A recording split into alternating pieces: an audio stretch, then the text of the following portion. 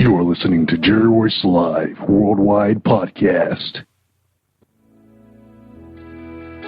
Hi, if you're struggling with your relationship or you just can't seem to find the right one, author Gerald Manuel has written an enlightening new book entitled How to Identify Your Spiritual Soulmate. You may order a copy today from Amazon.com or at BarnesandNoble.com. This book is sure to answer many of the questions you may have. Thank you and God bless you. Hey, it's RobinLynne from RobinLynne Productions, and you're now listening to Jerry Royce Live Worldwide. You are listening to PositivePower21.org with Jerry Royce.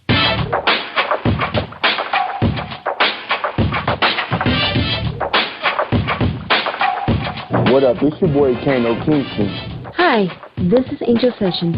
Hey, this is Pat. Hi, I'm Teresa Cowell. Hi, Jerry. This is Ira Samuel Carter. Hi, this is Bill Powers. Hello, this is Teresa Barbie with Jerry Royce Live. Hi, I'm Philip Byrne. I'm live on the Jerry Royce Show. Hey, what it do? It's your boy Houston Saint. Peace, this is Dahlia the poet, spoken word artist. Hello, this is Mama Marquise with Jerry Royce Live. All right, everyone. You got RobinLynne, and I'm keeping it live right now on Jerry Royce Live. Hey, what's going on, everybody? What's up?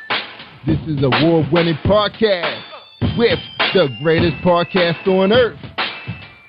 Thank you for stopping by. I'm your host, Jerry Royce Live Worldwide on Internet Radio, where you get your positive on. So when it's all positive, it's all power. That's positive power. This is a worldwide podcast for growth, wealth, and success. Thank you.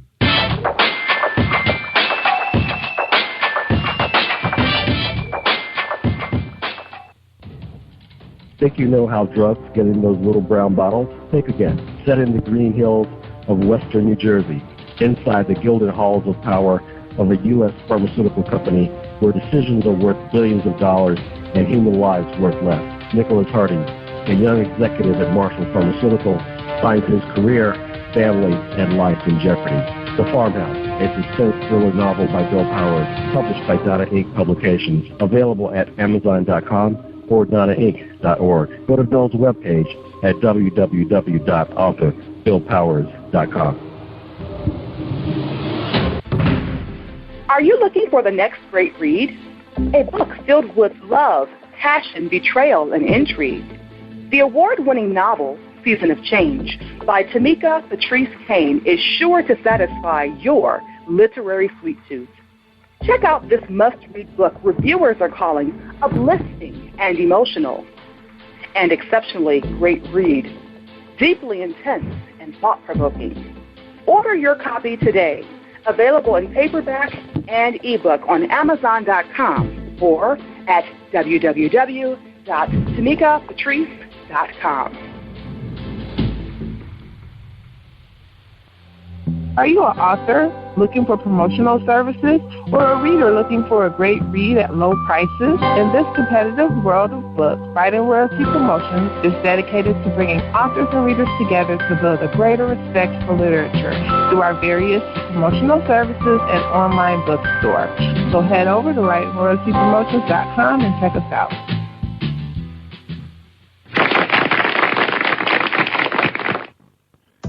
Thank you, everybody. Thank you for joining us and welcome to PositivePower21.org. I am Jerry Royce Live Worldwide, and you're listening to episode 339. That's right, 339 with RobinLynne. RobinLynne Productions from VibeLive.com is here in the studio for us tonight. But before we bring her on, listen to a word from our sponsors. All right, so everybody hold tight for a few seconds while we hear from my man, James Deshay. That's right, the poetry man. He's romance. Are you looking for a great book of poetry that is romantic, heartfelt, and full of male emotion? Then get Thoughts, Love, and Reflections by James K. Deshay. That's Deshay. Go to www.jamesdeshay.com. You will enjoy Thoughts, Love, and Reflections. All right, everybody. Thank you for joining us, and we want to say thank you so much for being part of PositivePower21.org. To see everybody hitting up on our YouTube video. Yes, Jerry Royce live in the community. That's right, Saturday, hanging out at Dan's Cigar Lounge with some positive brothers and some positive sisters. Of course, they were having a good time with their good cognac and their expensive cigars, and we enjoyed some listening pleasure with Jazzy Blue out of Washington, D.C. will be coming to Blues Alley, I believe, in June. So we're looking forward to that. Of course, we can get in because once the word get out, we love our jazz here in Baltimore and D.C. That's right, the whole Maryland area. There's not a lot of those groups, but when they do perform it, everybody do show up in big numbers. All right, tonight we have RobinLynne on the show. We had her here before. She's here for a really good cause. She's based down there in Florida doing her thing. She's one of the top podcasters in the country. That's right, worldwide. We're learning from her. But she's here to talk about a really, really hot topic called Man Up. What's the urgency for men to man up now, especially what's going on, because almost every other week, according to the president, a brother's going down by the bullet of a police officer. And of course, it's even worse when it comes to crime, black on black crime. That's right. And they always say, black lives do matter, but we all got to step up. We need our clergymen, we need our community leaders, we need our teachers, our principals, everybody, local, federal government. Everybody got to come together. It's time.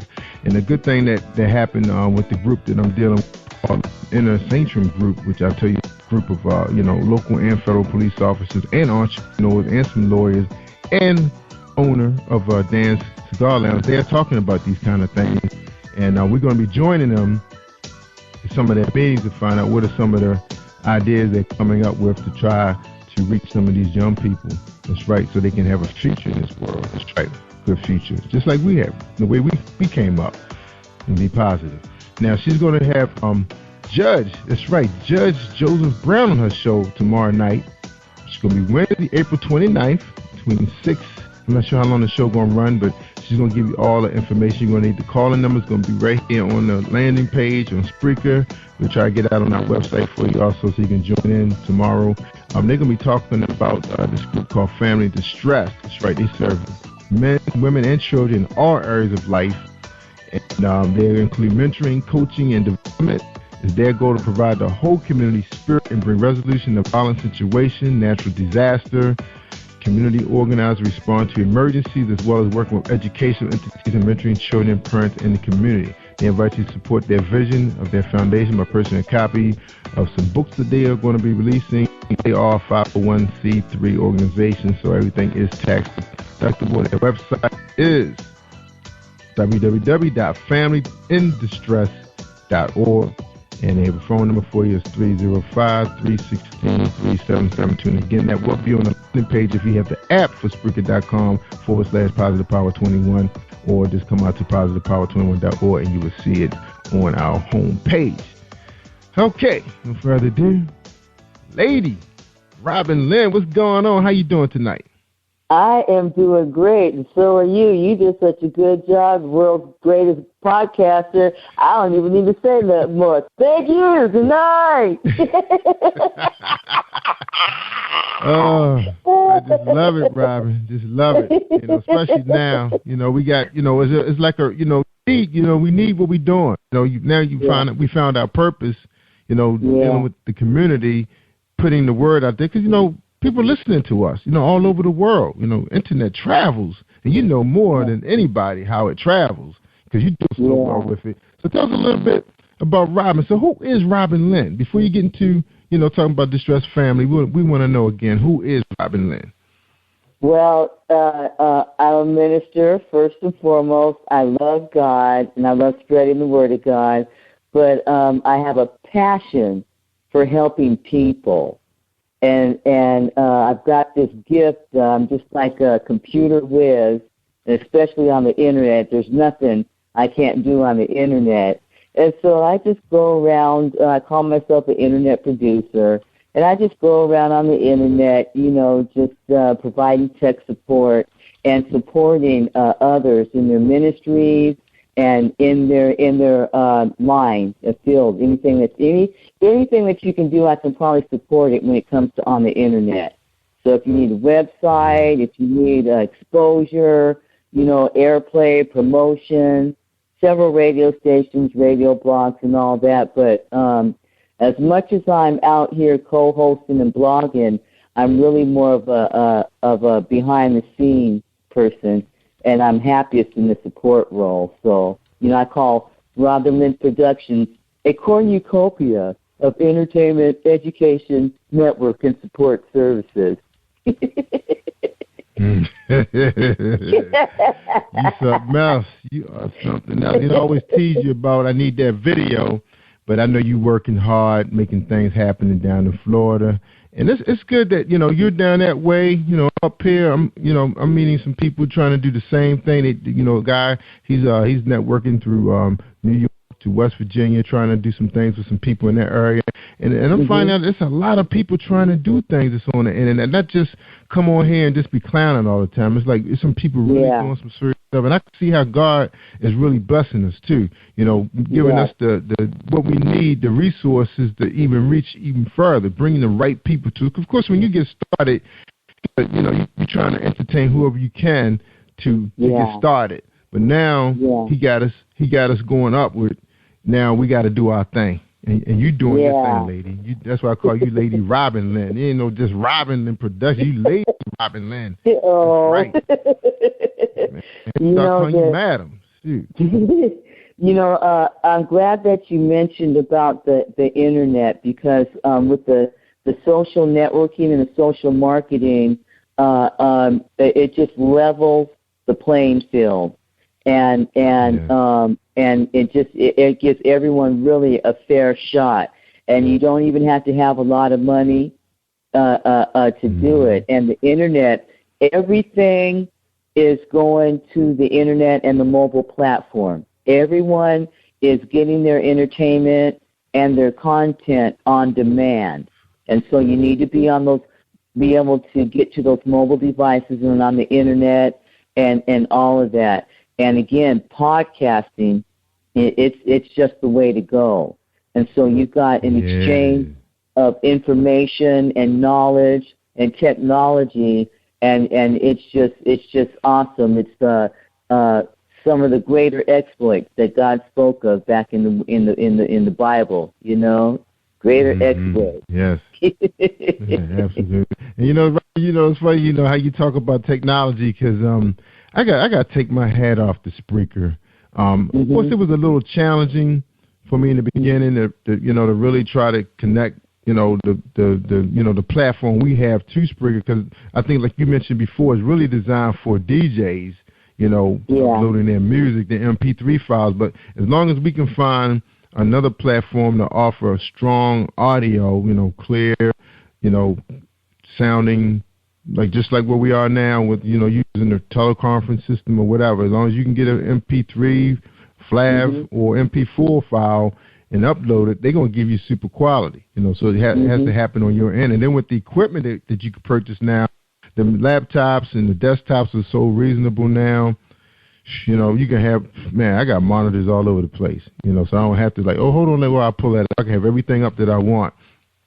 And where I'm going at is, when I was at that event on Saturday, my buddy, which he called, we like brothers. We grew up with each other since we were in grade school. He was going around telling everybody, we broadcasting in 15, 20 countries. We got Gerald live right here, because I was putting it on my YouTube channel, but I was actually recording it, But then this one guy walked up on me. I guess he had a couple cognacs and some cigars. He was feeling that. He walks up on me and say, "Jerry was live." "You're not live. I'm on your website right now." I was like, uh-oh. I was like, uh-oh. I told my boy, I said, man, I got to really go live, man. Luckily, I had my tablet with me, which I use as my camera. It's, it's like a little carry case, nice and pad. I can, do whatever I want with it, show it up like a TV. It does everything. I can hook it up to a tripod. So I ended up going to Spreaker, hit the live button. I connected to the guy's Wi-Fi in an instant. And, man, I was live like in seconds. Yeah. It recorded everything so clearly, and people were actually checking it out through their Bluetooth. Yeah, that app, that Spreaker app on the cell phones, man, that's hot. It has an excellent mic, and you just get, oh my goodness, I'd be like, man, I'm gonna broadcast all my stuff from my little cell phone. It's like, so I just, you're on, and it's color right now. Hey. That thing was awesome. I mean, because I have, I carry like an 8-inch Samsung tablet, and it's inside of a little foam case, and you can flip. It can do all kinds of things for people. I use it at ball games for my son's football game and everything. And it was a really clean broadcast. I mean, it picked up the band nice and clear. Yeah. So everybody was really impressed. I've been playing the show all, pretty much most of the week. And it's Shout out to Spreaker. Yeah. Awesome platform. So I would just say keep up the good work. And I think that's a new app, if you come to think of it, I don't think it's been out there long, that new app. No, less than a year. I want to say about 7-8 months now, if that long. Yeah. So, and it runs on the iOS system too. I haven't used it on my phone yet, but I think I did use it when I went to the Stevie Wonder concert, and that came out really nice too. Yeah. Yeah. But I didn't cheat Stevie by going live, though. I just recorded it for my own listening pleasure. I didn't want to do that. Man, I ain't even going to front. I will broadcast live. I will take Vibes Live on the road in a heartbeat. I don't care. I'm doing what I do, Jerry. I'm just kind of happy. I'm right with you. Yeah, but I'm right with you now. I said if I'm out there in the community, and I think I told some people, that Brandon is actually entertaining the idea. Well, he actually has started the paperwork, the process, everything. His smoothie truck is in the process, and Jerry was live going to be on the road with him when he does these events. So we're looking to have everything probably in motion probably by this summer. So we're really excited about that. Helping him out and going live right there on the smoothie truck. That is awesome. I'm the Productions and Promotions Manager for Freedom Doors Ministries blog talk radio show, Jesus in the Morning. And Evangelist Barbara Mack, she used to double back in the afternoon. And so she would go to downtown Jacksonville, where are we at, Florida? And she would take sandwiches and food and pass the bags out. And then she would call. I'd be on the other end, and I'd fire up the show again, and we used to do shout out to Jesus in the afternoon. And so as we were passing, as she was giving the food out, the people would come on the air and give a little 2-minute, 2-second shout out, shout out to God. And so that going on the road is really, it's really exciting, and it's always a great element. You'll always have content, and that's really going to draw a lot of people, both listeners and content for your show. So that's a brilliant idea. You run with that. Yeah. That's right. That's right. And that's a good idea too, because. Now I was gonna say that's a good idea too, because you have a lot of strong Bible studies with men going on Wednesdays and Thursday nights. You got a lot of discussion that people probably would love to hear. So that's one of the things I was looking at doing, to see what's going on right here in my community with some men groups, and see if they would be interested in, being involved with a live podcast for what they're trying to do for God's people. Yeah, good idea. Yeah. Awesome. See, we got to step it up, right? Yes, the family in distress. I love these guys so much that I actually moved to Florida so that I could serve and work with them. So that's how much I love them. And so they've got the weekly radio blog on Wednesday, and they talk about different topics, and we'll have guest speakers as we can. They do the mentoring and development coaching and stuff. They've got an awesome Classy Ladies program every other Saturday, and then they've also got Rated M for Manly, and then we've got the Sunday sermons and Bible studies and things like that. And so, these are the things that are really empowering in the network, in the community. I'm sorry, I'm my head is a network. Everything is network for me now. So still a network. Still a network. Still same thing, just offline. So, still a network. So, when you're, and it's all about giving back. God blesses us to be a blessing. And a lot of times when we overcome and rise up and start doing good and stuff like that, we kind of tend to forget where we come from, see? And then all we want to do is just sit up and have 5 cars and a big old house. And all, you can only drive 1 car at a time. Your butt can only sit in 1 chair in 1 room at a time. And we don't. I gotta get one back. Is that what you said? I gotta get car back. No. But what you want to do is if you see someone in need, go on and give them what they need, and with no qualifications too. Don't make them jump through no hoops. Don't judge them and how you got in this place and how you're going to get yourself out of it. If you got it to give up, give it up. Because somebody did that very thing for you. God did. So, I'm just saying. I'm just saying. I can give them a car payment too then.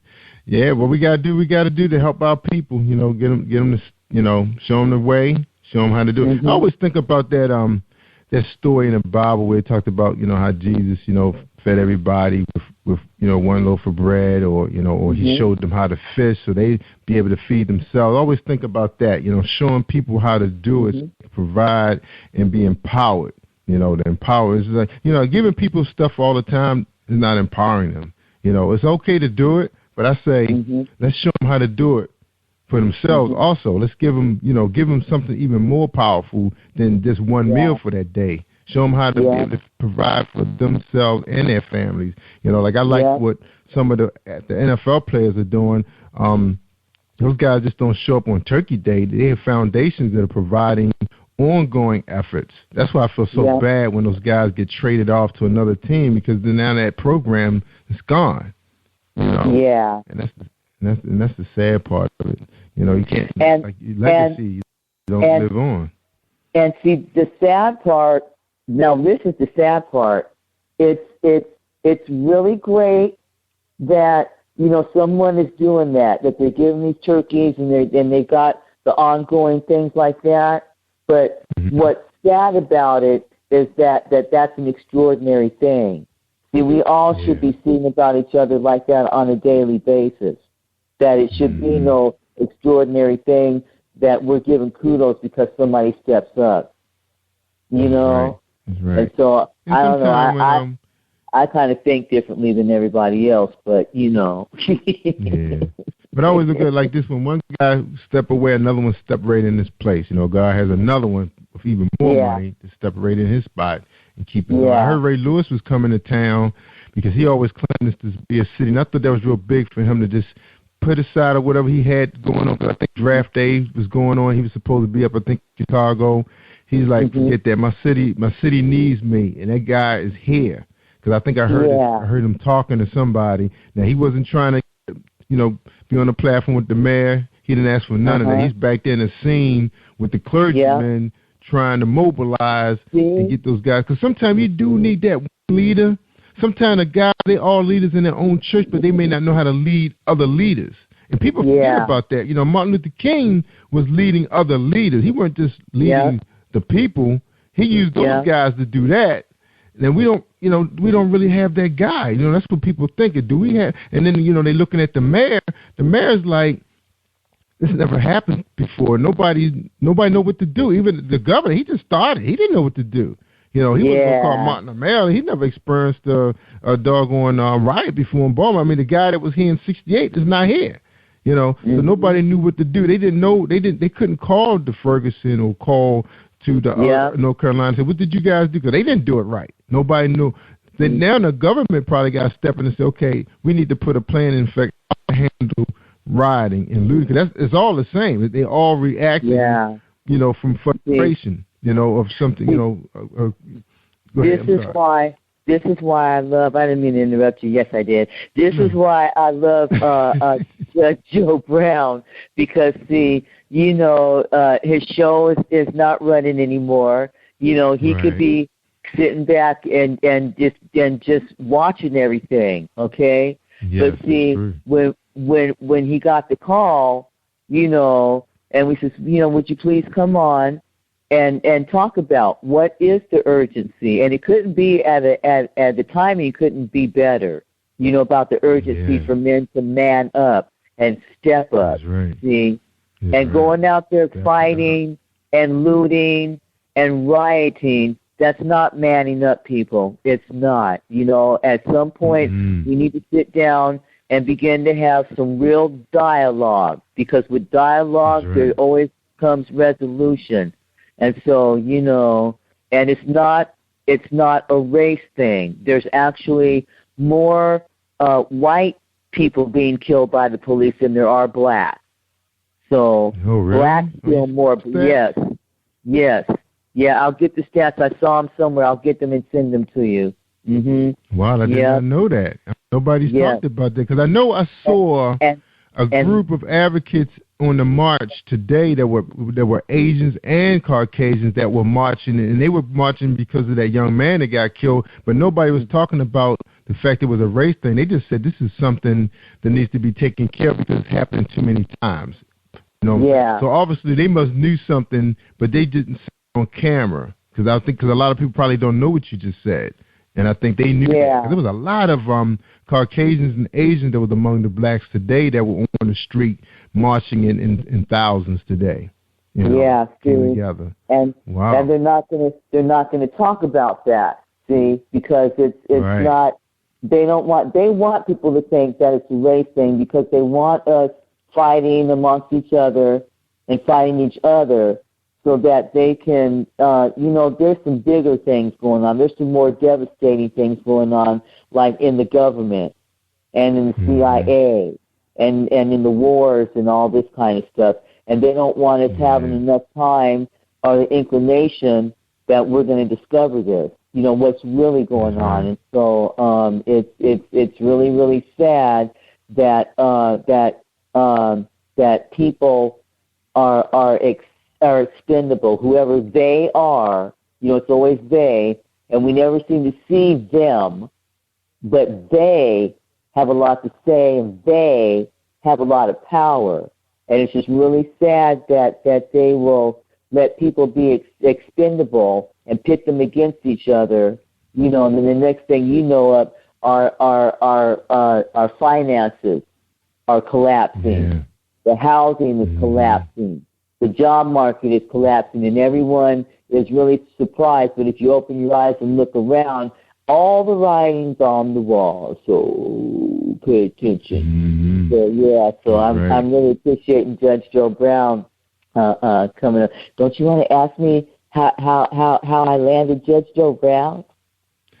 Well, you did kind of tell us that, you know, he was just sitting around, and he wanted to step up. But I'm gonna ask you. I was gonna say, you know, we're gonna come to him on the second half of the show. We're gonna take a quick break, and we come back. We're gonna talk about your special guest, Judge Joseph Brown, my man. You know, that's my stepfather.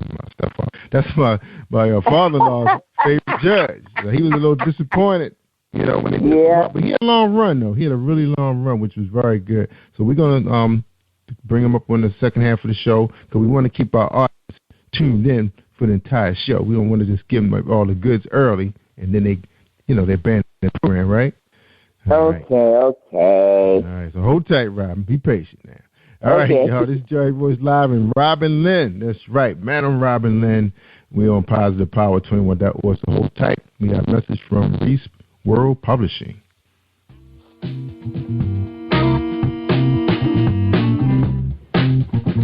Are you an avid reader of urban fiction, looking for drama, suspense, and more? Reese World Publishing is dedicated to bringing the world's best literature to our readers. Urban fiction, erotica, sci-fi, mainstream fiction, and children's literature are just some of the genres produced by our diversified family of authors. You can reach us on Facebook, Twitter, Instagram, and at our website, www.reeseworldpublishing.com.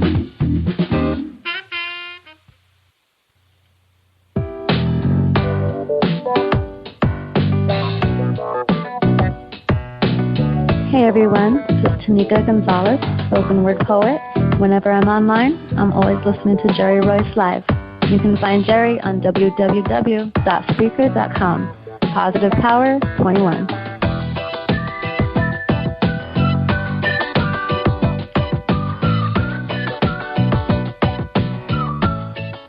All right, everybody, we're back. We're talking to RobinLynne. That's Writer Vibe Live.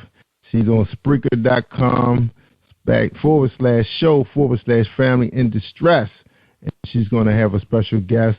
The call number will be 857-232-0159, and your PIN is 473-012. It will be on the landing page on the show, so don't stress yourself.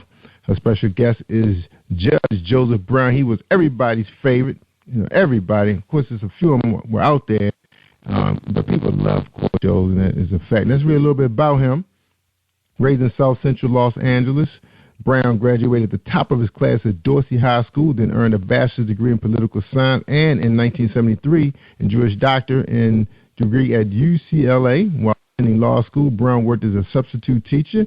He's a member of Alpha Fraternity. Brown became the first African-American prosecutor in the city of Memphis. He would later open his own law practice before becoming a judge on the state criminal court of Shelby County, Tennessee. Judge Brown is well known for his syndicated show, Judge Joe Brown, an American arbitration-based reality show that premiered on September 14, 1998, and ran through 2012-13 television season. And he will be on Madam RobinLynne show tomorrow night. So again, the number is on the landing page. So don't forget it's at 6 o'clock p.m. and it should be available on demand. Is that right, Robin? Oh, yeah, it's going to be available on demand, and I'm going to be resharing it and reposting it and everything. You don't even have to Google it. Just turn on. If you turn the computer on, it's going to be there, I promise. We're going to just start talking to you. That's right. All right. That is awesome. So how did you land the great Judge Joseph Brown on your show? I mean, I know you are the podcast of the year on Spreaker.com, so it wasn't that hard to do. But how did it happen in your own words? In my own words, I have a secret weapon. 2 words. Ba'id o Ba'id.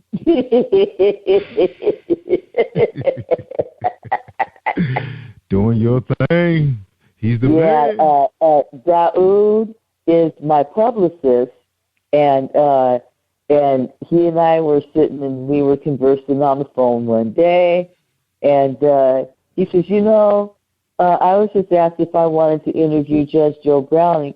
He said, but I passed on it. And I'm just like rolling my eyes, rolling my breath, falling out. I was like, can I interview him? And he goes, yeah. Just like that. And so I think a couple of days after that, his assistant called and Judge Joe was on the line with her. And so we set it up, and we're doing the gosh darn thing tomorrow, just like that. Yeah.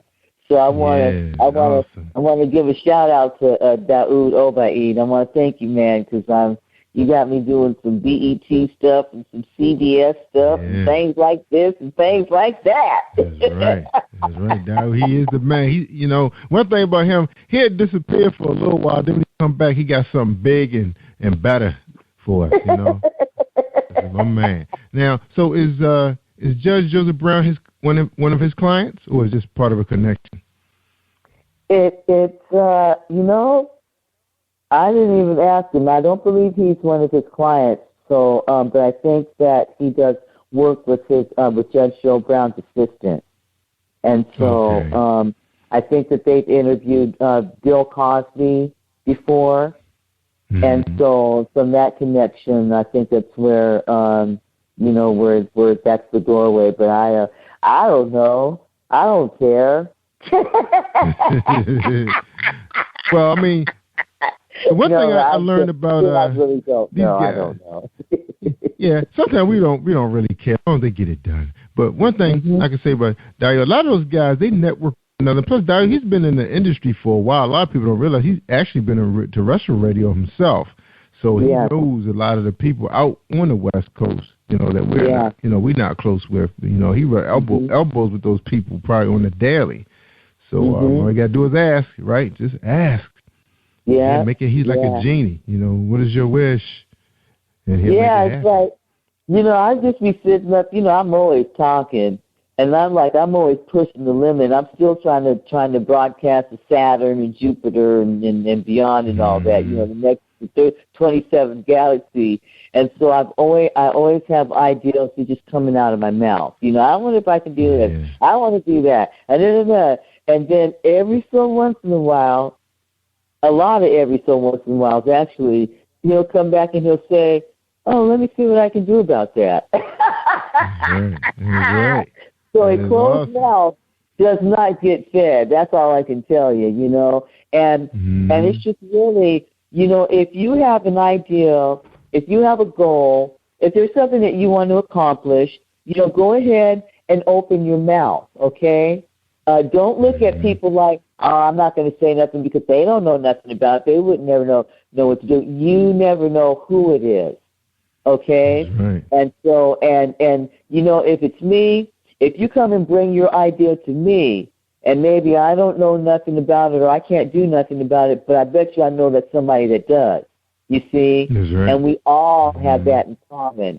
And so I just put that out there for everyone to be encouraged and to, you know, to go for those things that you want to do, because especially with the internet and social networking, you know, you really can do what you want. It's just, you know, you can do I'm surprised how I'm surprised how interested some of these folks who've been on terrestrial radio and TV for so long, how they love podcasters. They love coming on talking to, like, some of them. Like I remember one agent told me, he says a lot of them only have like 10 people listening to them, but that's 10 people that's listening to the show that, you know, otherwise, you know, you wouldn't be able to reach them. And you don't know who these people know, because social media is so big. Once you send that file out there, and one of the things, you know, and it's out there because, you know, even though, you know, Spreaker, you know, they count our plays and things. Like sometimes I say, wow, hey, this show only had 20 people last night, and next thing you know, the different shows are starting to add up, and next thing you know, you had about 3,000-4,000 plays for that week. You know, so it's up to you to keep it moving. You know, and then you ask people to keep it moving. And if you keep resharing your content, what you want to do is you want to get you a auto poster. So if you have Tumblr or a Buffer, they both will allow you to set a queue. And so all you have to do is load up your post one time, and then it will post it out at however many intervals you set it to during the day. So I've got my Tumblr is set to post 10 times a day between midnight and midnight, and then my Buffer, I have that set to set out once every hour. You see, and so when I load up whatever it is I load up, it's going to put that content out there. And when you take your older content and you reshare it, it's just like re-airing it again. And that's what gives us the advantage over a terrestrial, because terrestrial radio, once they air it, it's aired. You see, and if people don't tune in, they miss it. So we have a distinct advantage. Plus, you know, don't be discouraged if no one, or if it seems like no one is listening to your show live. Number one, there's no tool out there that can actually aggregate every listener that's out there. And we have people listening in by shortwave and things like that, and these measures don't always show up. Satellite and all that, they don't show up. And everyone is getting their entertainment on demand. Okay, so that means, you know, when you're live, they may be sleeping, they may be working, but they like your content. They will go in there and they will watch it at their leisure, and that's how that happens. So that's the reason why you want to keep putting your show out there, and don't be discouraged when you because listen, I get between 400 and 1,000 people to my network every day. Sometimes it's 10,000, sometimes it's only 100, okay? But it's still a steady flow of traffic. And with all those numbers, I'm reaching 577 or 75 or however many thousand people, over 500,000 listeners. And it still feels like I'm not reaching anybody. Yeah, you're right. Because even on my website, I have like 17,000 people claiming they come to my website, clicking. I see all these clicks on the books that people have on my site. These people contact me later, say they made the bestseller since they've been on my show. They contact me like a month or two later and say, yeah, I got a lot of clicks from Positive Power. Yep. I was like, really? And I said, wow. Yep. I said, I got to go out there and check what the reports are saying. And I said, whoa. Sometimes you don't know. You're just assuming because you're in here by yourself. You just think it's just you and your guests half the time. Yeah, and we're left with that feeling because most people don't leave remarks and comments when they're watching. They keep it moving. Yeah. And some people are quiet. It was a guy I haven't seen him in a long time. And I said, how you doing with your podcast? Because he does the Game of Thrones. And he said, man, I listen to your thing all the time. I said, really, Lee? He said, yeah. I was like, wow, okay. So you just never know. You just got to keep it moving. I started getting feedback from other Spreaker radio shows and channels. And they were telling me, yeah, every so once in a while I go on and I listen to your radio show. I tune in, and some of them say, yeah, man, I'm a fan. I listen all the time, And then I do the same thing.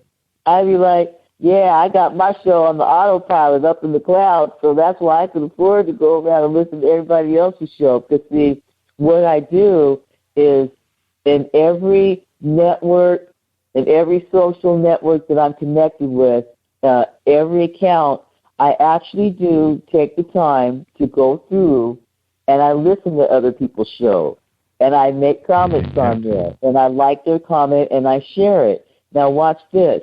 We know how powerful word of mouth is, right? So on the internet, this is how word of mouth looks like and how it works, okay? You put out a post, you put out something, and it just sits there. The search engine does not recognize it until someone clicks on it. Now you can be the same someone that puts the post out there and the same someone that goes and clicks on it. As soon as you do that, boom, you got it in the search engine. The search engine is going, hello, and it makes it look, okay? Then when you put a like on that comment and you share it out, he goes, So then if someone likes that thing that you just put out and liked and commented on yourself, okay, now what you've done is now you put that thing straight to the top of the search engine. Now, we're about to make it 360. We're going to bring it on home, okay? If someone has liked or left a comment on your stuff, you go back to that and you make a comment on that saying thank you or whatever, okay? That's word of mouth. Now, at this point, you want to take the final step and go to that person's site and make a comment or like something on their site, okay? And that's the full circle. Yes, and that's what word of mouth looks like and how you expect that on the internet. And when you do it like that, you forever have a fan. That person will watch your stuff, look out for your stuff, and share your stuff. Why? Because when you like their stuff, they go, oh, my God, he likes me. And they like you back. You give love, you get love. And that's how you do it. I hope somebody's paying attention because I just told you how to do it. That's right. That's right. They're going to listen to it again. That's engaging. That's right. We're talking to RobinLynne, Lady RobinLynne, podcaster on Spreaker.com, /show/family in distress. Special guest Judge Joseph Brown tomorrow night. You got to check it out. She's supporting family in distress, serving men, women, and children in all areas of life, mentoring, coaching, and development. We got to do our thing, y'all. It's time for us to, and that's what God put us here for, to help each other, not just look at each other and envy each other, but to help each other and push each other to do great and awesome things. RobinLynne. All right, we're going to take a quick break for RobinLynne, and then we come back. Robin, you going to bring it home? Yeah. Your final thoughts, because I think I got another show coming up. I remember getting a confirmation from my producer, but I'm going to be prepared just in case. All right, you know, all this mayhem out here, people forgetting their job duties, but we is what it is. All right, hold tight. A message from MabinLynne. MabinLynne Dunn. Check her out. Hi, I am recording artist MabinLynne Dunn from St. Louis, Missouri. If you are looking for some soul-stirring, anointed, spiritual, and heartfelt music, visit my website at www.MabinLynnDunn Or you can also find me on CD Baby, iTunes, and Reverb Nation.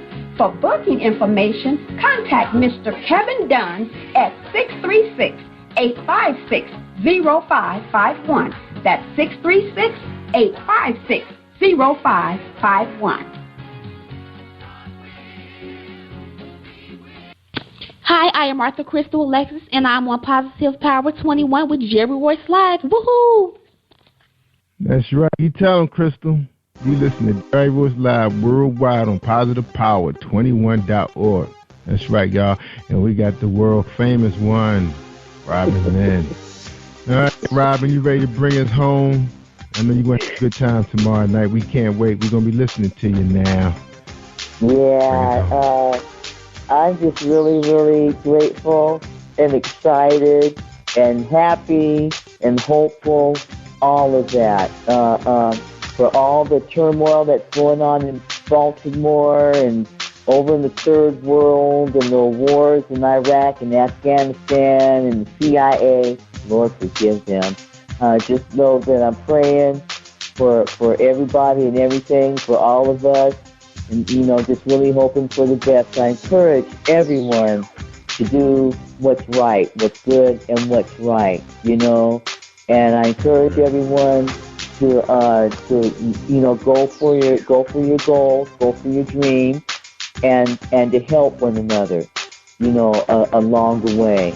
And so, you know, even with everything, the turmoil and things that's going on in this world and life these days, you know, it's we really are a blessed people and a blessed nation, you know. Yeah. And so, you know, we just need to act like we know. That's all.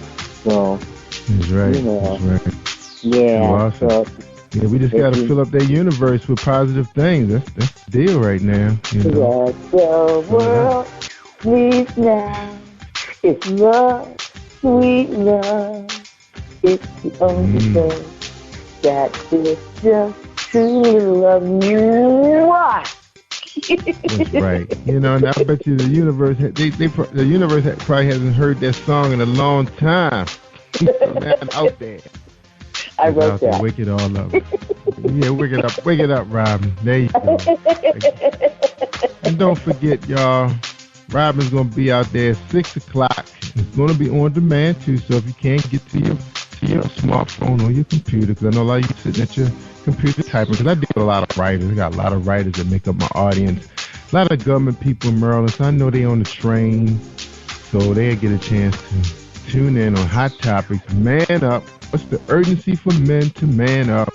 Radio show tomorrow at 6 o'clock. All right. Go listen live. All right. Robin, thank you so much for joining us again. We learn so much from you each and every time. We gotta make this a regular. We can't keep you away too long. You know. Okay, I'll be back anytime you want. So all you gotta do is let me know, and I'm gonna be there. I also want to extend an invitation for you to come on Vibes Live as well, because you're doing such a great thing, and I would love to expose my listeners to you. And I sure wouldn't mind syndicating your content through my network either. That would bring in a lot more views. And so, if it's okay with you, that I take your widgets and plant them up on my page, and then I'll promote and share those out too as support and love. Yeah, to the greatest podcaster on the earth. God, I don't know. You gotta let me know what. And look, you gotta let me know what show I can broadcast too, because Friday nights we broadcasting the hair show with Curry Hines out of New York on Friday night, starting at 10 to 12 or 10 to 1, and then but we got so much space on Friday because I don't do a show on Friday, but I would love to take one of your shows. So if you got a show you have in mind that you think would be a good fit with him, we would love to do that. Yeah, because I do a show out of Florida with Keith and Teresa Powell, gospel music. So they still be awesome, and I think we also stream on a Urban magazine up in New York. So everybody's trying to put together, and that's a good thing that we podcast and have to show them how to do it. Because I see too many fights on Facebook too, Robin, with the poets and the authors, and that's just not how you're supposed to do it, y'all. You know, everybody's gonna get theirs. Everybody can't drive 5 cars. You know, you like Robin, you only need one. Right. You can only drive one at a time. Right. So, I don't,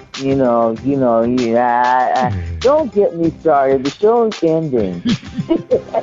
That's right. The show is ending. Don't get Robin started. Let me end the show, Robin, because I was going to say, for those of you, those of you that got 5 cars because you don't like to fill up and you just drive the one that has more gas than the one you just got up, I can understand that. Yeah. Don't leave that alone, right, Robin? Don't leave that alone. All right, you always have a good time with Robin. She's just so funny. We need love like that, Robin. So we're going to spread it out there 40,000 more times tonight, y'all. Let's do it, y'all. All right, Robin, I tell them all the time. They want to hear the good stuff, the real good stuff on PositivePower21.org and Spreaker.com/PositivePower21 with the Madam Lady RobinLynne. You got to listen to Positive Power with Jerry Royce Live. I'm worldwide.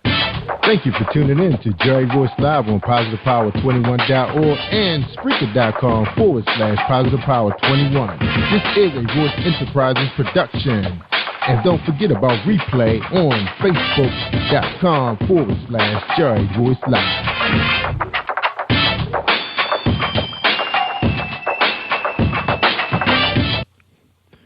All right, y'all. Y'all stay awesome all week long. I'm Jerry Royce Live. I'm worldwide.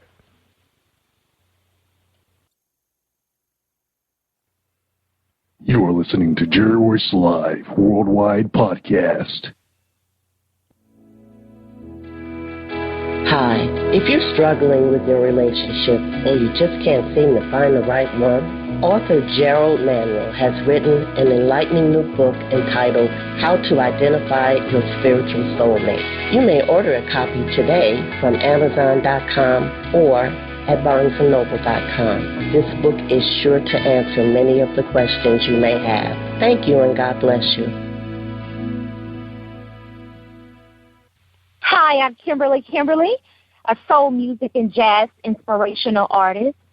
I'm on Jerry Royce Live, soul music.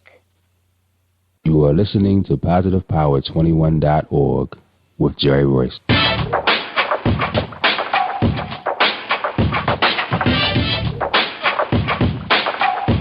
What up? It's your boy Kano Kingston. Hi, this is Angel Sessions. Hey, this is Scott. Hi, I'm Teresa Powell. Hi, Jerry. This is Ira Sandro Carter. Hi, this is Bill Powers. Hello, this is Teresa Bobby with Jerry Royce Live. Hi, I'm Philip Barron. I'm live on the Jerry Royce Show. Hey, what it do? It's your boy Houston Saint.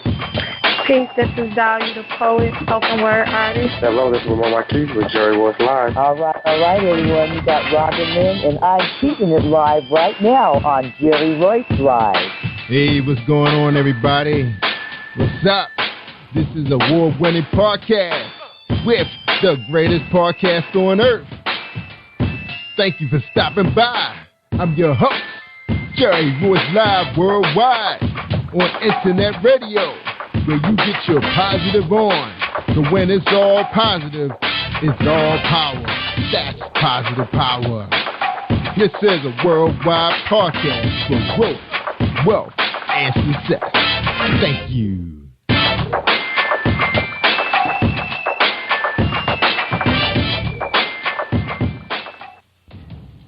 Think you know how drugs get in those little brown bottles? Think again. Set in the green hills of western New Jersey, inside the gilded halls of power of a U.S. pharmaceutical company where decisions are worth billions of dollars and human lives worth less. Nicholas Harding, a young executive at Marshall Pharmaceutical, finds his career, family, and life in jeopardy. The Farmhouse, a suspense thriller novel by Bill Powers, published by Donna Inc. Publications, available at Amazon.com or DonnaInc.org. Go to Bill's webpage at www.authorBillPowers.com. Are you looking for the next great read? A book filled with love, passion, betrayal, and intrigue. The award-winning novel, Season of Change, by Tamika Patrice Kane, is sure to satisfy your literary sweet tooth. Check out this must-read book reviewers are calling uplifting and emotional, and exceptionally great read, deeply intense and thought-provoking. Order your copy today, available in paperback and ebook on Amazon.com or at www.tamikapatrice.com. Are you an author looking for promotional services or a reader looking for a great read at low prices? In this competitive world of books, Fighting Royalty Promotions is dedicated to bringing authors and readers together to build a greater respect for literature through our various promotional services and online bookstore. So head over to WritingRoyaltyPromotions.com and check us out.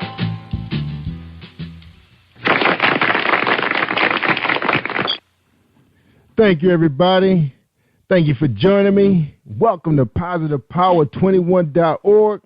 I am Jerry Royce Live Worldwide, and you're listening to episode 338.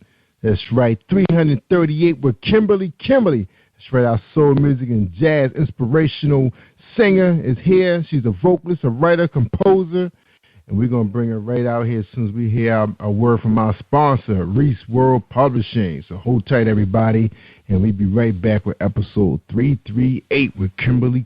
You're going to love her music.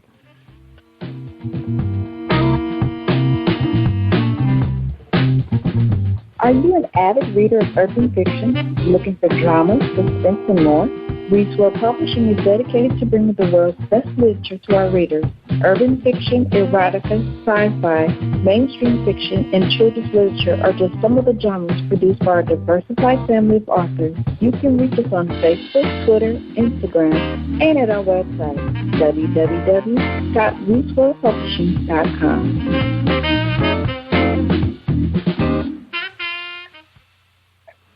All right. Thank you for holding tight. Thank you for our sponsors for today's show. Tonight we have Kimberly. Again, I am Jerry Royce Live. And Kimberly is a soul music, jazz, inspirational singer, vocalist, writer, composer. She has a hit single out called I Want to Be Yours. And also we're going to play for you tonight, I'm Praying for You. All right, Kimberly Rivers is a resident and native of Jacksonville, Florida. Being musically inspired for music was her constant companion as she began singing at a young age. Loving many styles of music, the genres of R&B, gospel gave her some of the greatest influences such as Mariah Carey, Fred Hammond, Whitney Houston, CeCe Winans, Toni Braxton, and many others. Her stage name is Kimberly, derives from her testimony of deliverance from many insecurities and obstacles. The first Kimberly representing her struggles and the second Kimberly representing her breakthrough while adopting the motto, if it weren't for my struggles, I would never stumble across my strengths. Her writing of lyrics leaves her with a passion to share the message of hope, encouragement, healing for others through her music. In 2014, Kimberly released her latest single song video entitled I Want to Be Yours. We're anticipating a full freshman project to release in 2015. Follow her on all social media and music media. Facebook, Kimberly, Twitter at Lyrics by Kimberly, and website www.kimberlykimberlymusic.com. Her management and bookings is through ACTS Entertainment Management, and that'd be axmanagement@live.com. All right, sit back, y'all. You're going to listen to I fell in love with this song in the first 5 seconds. So check it out, everybody. I Want to Be Yours.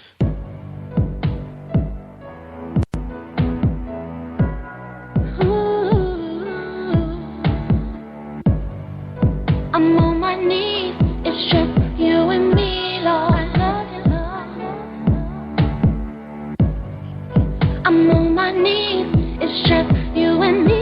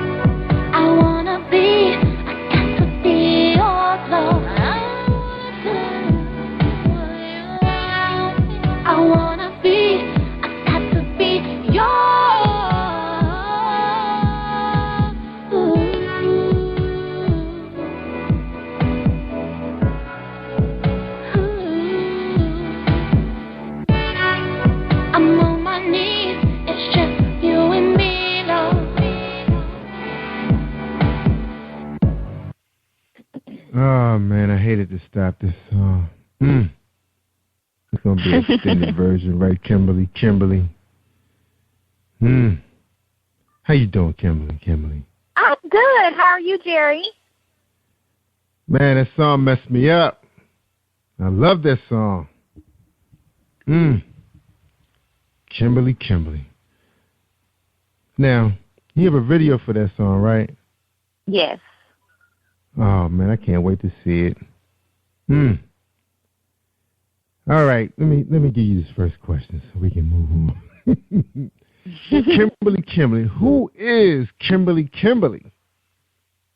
Well, Kimberly, I am a soul music and jazz artist. All my music, you will find that it does have an inspiring message. Pretty laid back. When I walk in a room, I always, I want to create a positive energy. So I'm always that person who's always smiling, trying to cheer people up, and, just set that positive energy in the atmosphere. I love to write music. I'm a mother. I'm a wife. I live life till its fullest. I'm a very genuine person. I put God first, and then it comes, my family, and because once when you put God first, all things, everything else just fall right into place. That's right, 'cause I know it. I know He gave you that song, I Want to Be Yours. We're going to get into that a little bit more. But before we get into that song, because I can listen to you talk about that forever, tell us about this name, Kimberly, your stage name. Now, you started out saying the first Kimberly represents struggles. So where was Kimberly, during those struggles? Where was she? Well, Kimberly, during those struggles, I was in an empty place. I had to find myself. I was going through a lot of, things like church hurt, job hurt, financial issues. It's like when you don't realize who you are and find your purpose, it's like it seems like you'll be haunted, like just things just won't go perfect until you actually fall into the meaning and the purpose of why you're here. So, during, my struggles, like I said, I've been church hurt. I went through it I've been hurt by, various things, jobs. I just couldn't seem to even find a job and keep it for over a year. Financial issues. I almost died in 2 car accidents. You know, you just hear this voice. You know when you have a purpose in life and you know what you should be doing, but you're not doing it. You'll constantly hear this voice, telling you this is where you need to be. You need to start writing. You need to start singing. And a lot of people had a tendency of, going by the real world tactics. Worried about working for corporate America instead of, they forget that God is, He's the reason for the season. And once you walk in His purpose, everything else will fall into place. So we ignore that, thinking that, corporate America or things of this world is going to get us where we, need to be. But we forgot that we need to start living and walking in God's light, and He'll guide us to walk in our purpose. And that's where the other Kimberly drives from. I finally found my purpose and the reason why I'm here. And the reason why I'm here is to inspire and to create, a positive atmosphere for those individuals who listen to my music. I want them to feel peace and encouraged. So that's pretty much where the second Kimberly come in at. It's because I found my purpose. And when you find your purpose, nothing feels greater than that. Yeah, that is the truth. So, Kimberly, you speaking about a lot of people just now. A lot of people I want to relate. I definitely want to let I want to relate to people because everybody, their life is not peaches and cream. Everybody's going through something, and they I want to let everybody know that although you may be going through something, just put God first, and everything else will fall into place. Find your purpose. Yeah, and I takes some of us a long time. Yeah, you're right. And I'm guilty of that as well. It took me a while. I'm 35. Although music has been my constant companion, I really never pursued it to this level. And I like I said, once you find your purpose in life, you can't fail. You'll prevail every time. But when you're living on what you think this world has got for you, and you just dependent upon men as far as the worldly things, you're gonna constantly have battles. But when you start just putting your trust in God and just feeling like, putting everything that you got into Him and to start getting a personal relationship with Him, He'll start to talk to you and you'll start to see and hear things more clearly. Then you'll start to realize what your purpose is. And once you start walking in that purpose, everything else just fall into place. And you got to stay positive, because when you're not walking in your purpose, it's easy for you to fall off track and get negative energy, piled up on you. So once you start walking in your purpose, you'll start being able to determine, okay, I'm going to wake up this morning and I'm going to have a positive day. And, you just feel so good, like that energy, that positive energy just, it's so wonderful. It'll fill the room up. That's just how that's just how my purpose made me feel. Once I started walking in it, just started making me feel positive energy. And when I start walking in the room and people see me smile and I just give a word of encouragement, and, people just seem to, you want to be that type of person where you create a positive atmosphere. And when you walk in your purpose, it's definitely easy for you to create a positive atmosphere. Yeah, listen, understand what I'm saying? Sound like Les Brown on here. I hear you, Kimberly. That's powerful, what you just said. That's why I was just being quiet, listening to you, that you get it out. You got a message for a bunch of people out there out there on the internet listening to us right now, looking for that push. Because some people need that push, you know. And those exactly. Words you just said, they were just so powerful. But I got a question for you. Now, during that time of your struggle, what time of your life, you know, where were you then? Were you married then? Were you in college? Where were you? I was married. I was working for corporate America. I was in church. I was just, I always kind of wanted to stay out of the spotlight because of who I am. And, you know, I may say something that someone, you know, don't like, or I might do something. I don't know. I've always been kind of insecure with, you know, seeing, you know, I want to make sure that everybody is comfortable, you know, around me, and I say the right things. And, you know, I've been a little shy, basically. And I didn't really know myself, you know. So I was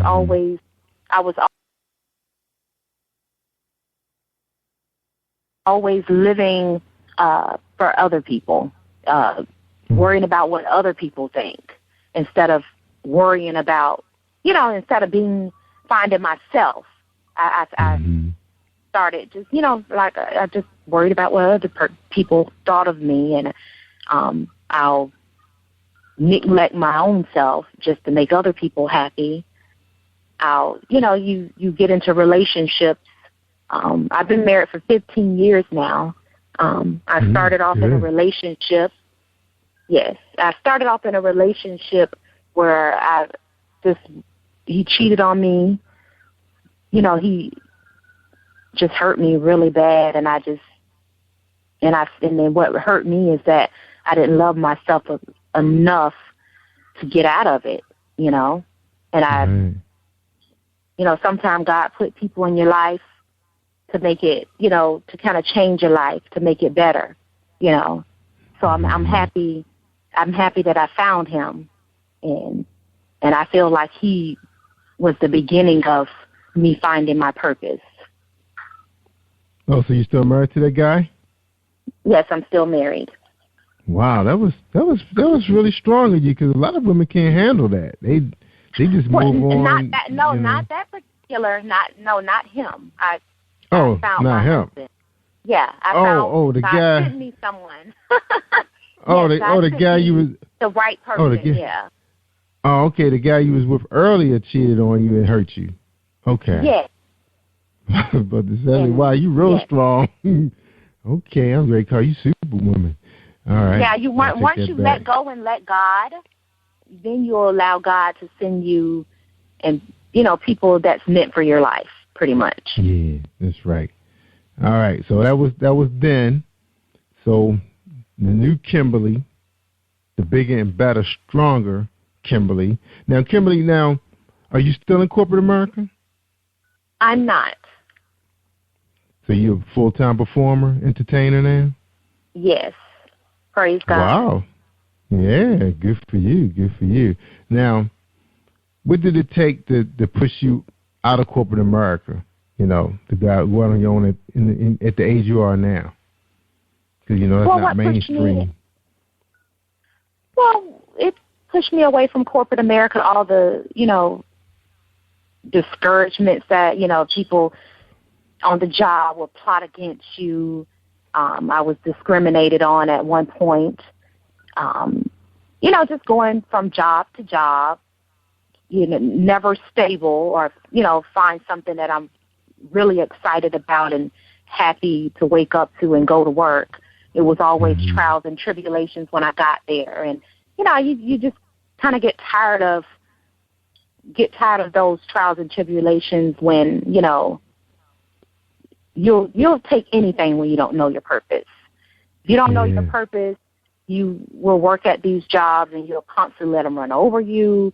You'll, you know, if people don't watch their back, and if people don't, you know, stay focused, they will definitely fall to the point where they'll get into a depression. And that's what happened to me. I felt I got into a really bad depression, and I had to constantly stay prayed up. And I had And sometimes God will allow you to lose that job, like I was laid off so many times. So I got to the point where, okay, this time I'm laid off, I'm gonna have to just do something else. So I started praying and crying out to God, and He said, Kimberly. And and also God will send those people in your life that will kind of tell you, like I had a friend. She was like, Kimberly, if I had a voice like you, I'll sing and let everybody hear me. Like you start, like when I started crying out to God and got in this peaceful atmosphere and started talking to God, He reminded me of all that encouragement. And I said, I'm going to start working in God's purpose. And I just started writing, and I started singing. Like, when you build a relationship with God, He will really lead you. He leads me in a lot of my lyrics. So before I start writing, I'll go into prayer, and I'll start praying and just crying out to God. And I just start singing. And I'll hurry up and grab my phone, and I'll push record. And I'll start recording myself, and I start off with a bridge, and I go from there. But, I found me. I found that purpose, the reason why God has me here.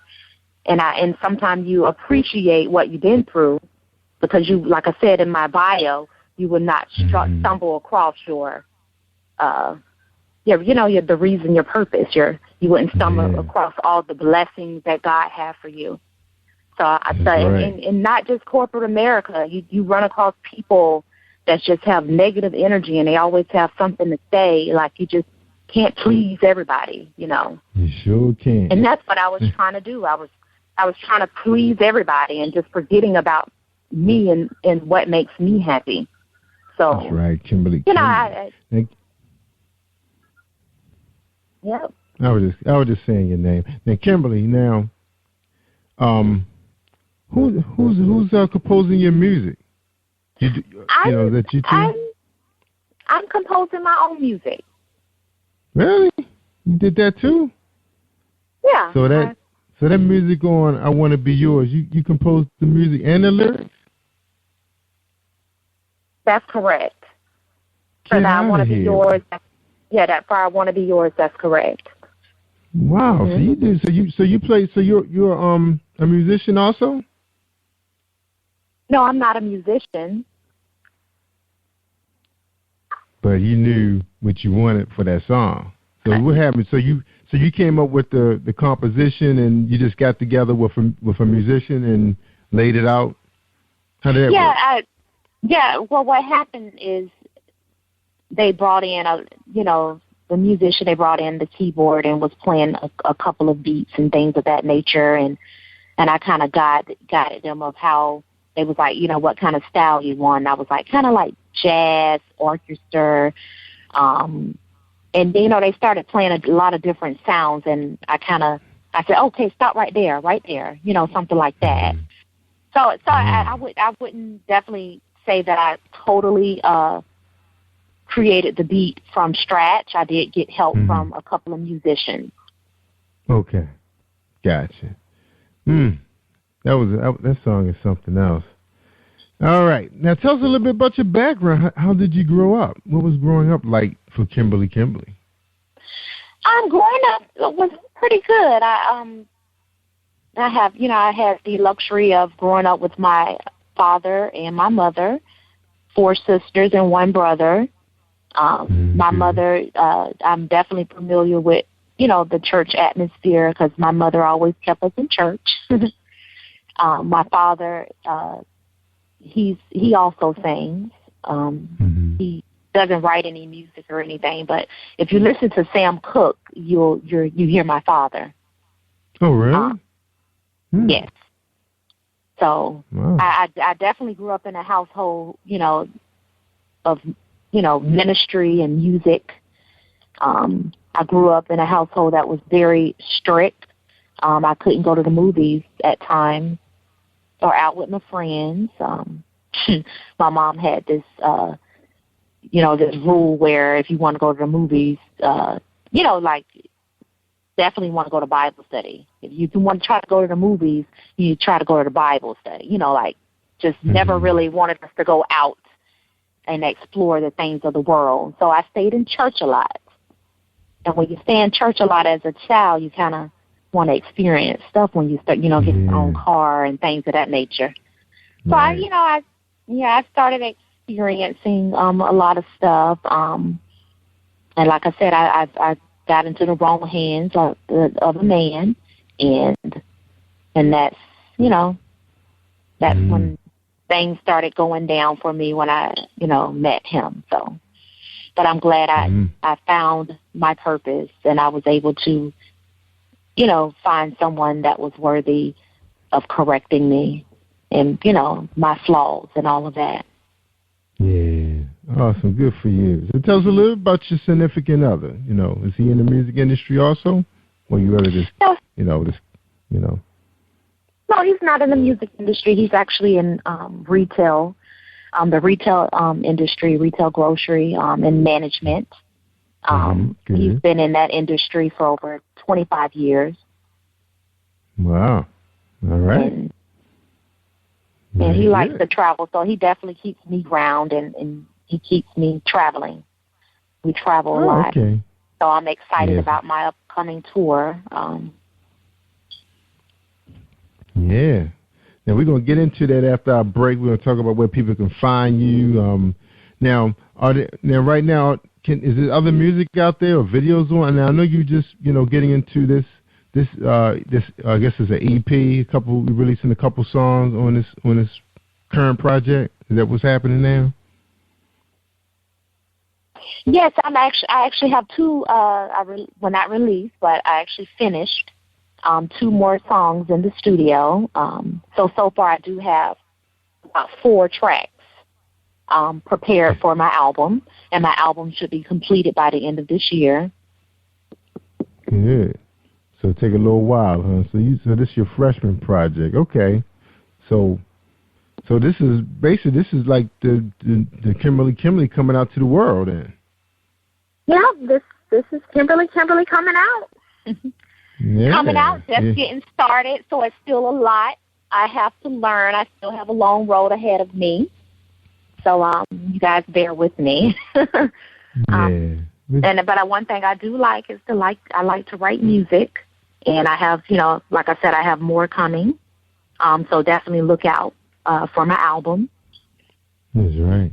Now, Kimberly, with people, it's so popular now. People releasing singles. You don't necessarily have to drop a LP. People be happy for just 4 or 5 really good songs. Now, are you going to work it that way? Just release a couple singles and then come back, and say, okay, I got some new songs nobody ever heard, and then release those with the EP? Well, no, because I don't want to overwhelm the nation. I do want to start off with 2 singles, and you're going to hear that. And then my album should be released by the end of this year. And to hear the other songs, which will be great, you guys go purchase my album. Good. Now, you got one, I Want to Be Yours. So that has that hit, like iTunes or Amazon yet? Well, you can definitely find it on CD Baby.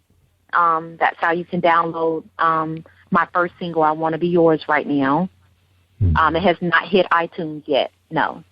All right. How about Amazon? Because I know I tried CD Baby with someone I was helping out, release some soundtracks. And that's a real difficult platform for people if they don't have an account. It seems like everybody has an account with iTunes and Amazon. They seem to, in eBay, they seem to be the popular platforms. Have you thought about, Amazon in the making, definitely look out for Amazon. My music will be on Amazon. It will be on iTunes. So that's definitely coming in the next month or so. You can find me there. But right now, if you guys love the song so much and you want to hear it over and over again, until then, go to CD Baby. That's right. Go to CD Baby or CDBaby.com. That's right. Now, can they hear it on your website? Can they hear it on KimberlyMusic.com? Actually, I Want to Be Yours, you can actually hear that on SoundCloud right now, as a matter of fact. So you can definitely go to SoundCloud. And everybody has a count on them. All right, Kimberly, we're going to take a quick break, and we come back. We're going to talk about, how you're going to be marketing, where can people find you, because you're talking about going on tour. We want to get some dates and locations, because I'm thinking that once you release this video, you're going to have a very strong male following. I haven't seen the video yet, so I'm anticipating that, being just as nice as the music. So I think you're going to do well out there. I was looking at your photograph, and, now that you're telling me, because I thought you was just straight gospel, but now you're telling me that you're soul music, jazz, inspirational. I can really see that coming together for you, especially with that sound you have. So I think that's simple. I can't wait till you come to the Baltimore, Washington area, if that's going to happen. Oh, yeah, Jerry, I definitely wanted to do something different in the music industry. I wanted to bring you guys an inspiring message with the smooth jazz and soul. Yeah, because it's the area for that. It's definitely something different. All right. Now, just real quick, I want to do a shout out to an organization called ISG, Inner Sanctum Group, out in Pulaski Highway in Baltimore, Maryland. Those guys gave a jazz show event on Saturday. We were actually podcasting live, so you guys can listen to it right now. Live anytime on demand. We had a really great time. The group that was performing was called Jazzy Blue. Excellent group, and they're planning to get some of these events. I guess every month or every other month as the season gets warmer. And it is a cigar lounge, so you got to, that's something I get used to, is the smokiness. But people saying with good cognac and a cigar, you can really have a good time, and the smoke won't bother you. So I guess that's what it is, Kimberly. If you one of those find yourself in this area, that's an organization I can pass your name on to, and see if that's something you like to do if you hit this area about the time they're looking to do another show. All right? So hold tight, and we'll be right back with this message from Marilyn Dunn. All right, here we go. Hi, I am recording artist Marilyn Dunn from St. Louis, Missouri. If you are looking for some soul-stirring, anointed, spiritual, and heartfelt music, visit my website at www.MarilynNDunnMinistries.com. Or you can also find me on CD Baby, iTunes, and Reverb Nation. For booking information, contact Mr. Kevin Dunn at 636-856-0551. That's 636-856-0551.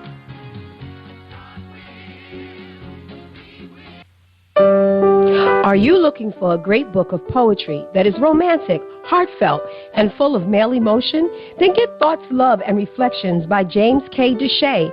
That's Deshay. Go to www.jamesdeshay.com. You will enjoy Thoughts, Love, and Reflections. All right. It's James Deshay, poetry book, and Marilyn Dunn, gospel artist, superstar. All right, we're talking to Kimberly, her hit song. I know it's going to be a big hit, but I just love that song. Oh, thank you so much. See, that's what you got to do. Yeah. Playing it. That's right. I love it. All right, so we're ready to listen to another one. I'm Praying for You. So sit back, everybody, relax yourself, and here we are. Here we go. I'm Praying for You by Kimberly.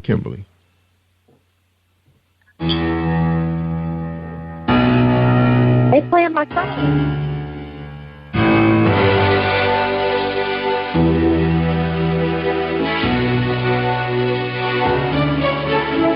What you looking at?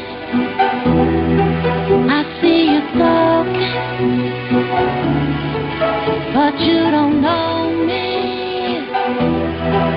So I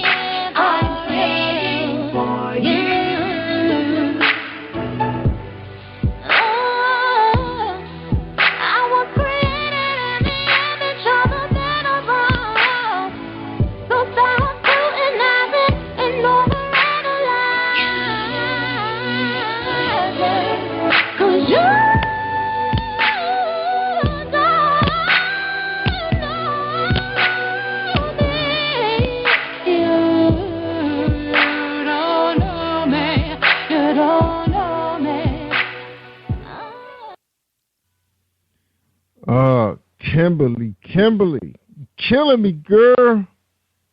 Man, that song bad too. Wow. Man, you're going to be a superstar. Oh, I appreciate that. That's what you got to do, Jerry. You got to claim it. Man, that song is... That's how you live a positive energy, when you always speaking good things. That's what I'm talking about. This song is hot, too. Whoa. Glad you like it. What else you got out? You got some more stuff like that? It's some more coming in the making. Wow. It's definitely some more coming in the making.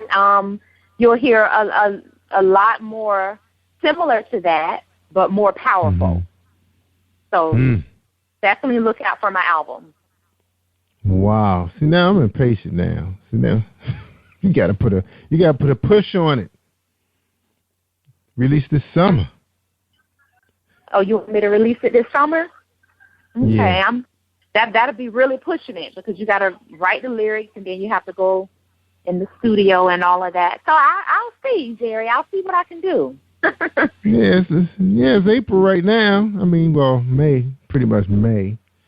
So it's going to take you that long to do an EP. You only need, 4 or 5 songs, right? I'm actually doing 8. 8? You're doing 8? You don't need that many. You don't need that many for one album. No, not with this internet about business. 8 songs to release an album. No, you just make it an EP. A lot of artists are doing shorter versions now, and because people don't like to spend a whole lot of money. So if you split it up, just release 4 or 5, and just catch them at $4.99, $5.99. You be able to sell a lot of in volume, and then you release the second one, like right before Christmas or something like that. Yeah, you don't need no 8 songs for the internet. Go ahead and do your research and check it out. Yeah, you don't need that many songs, because people are not expecting but maybe 2 or 3 songs to be nice.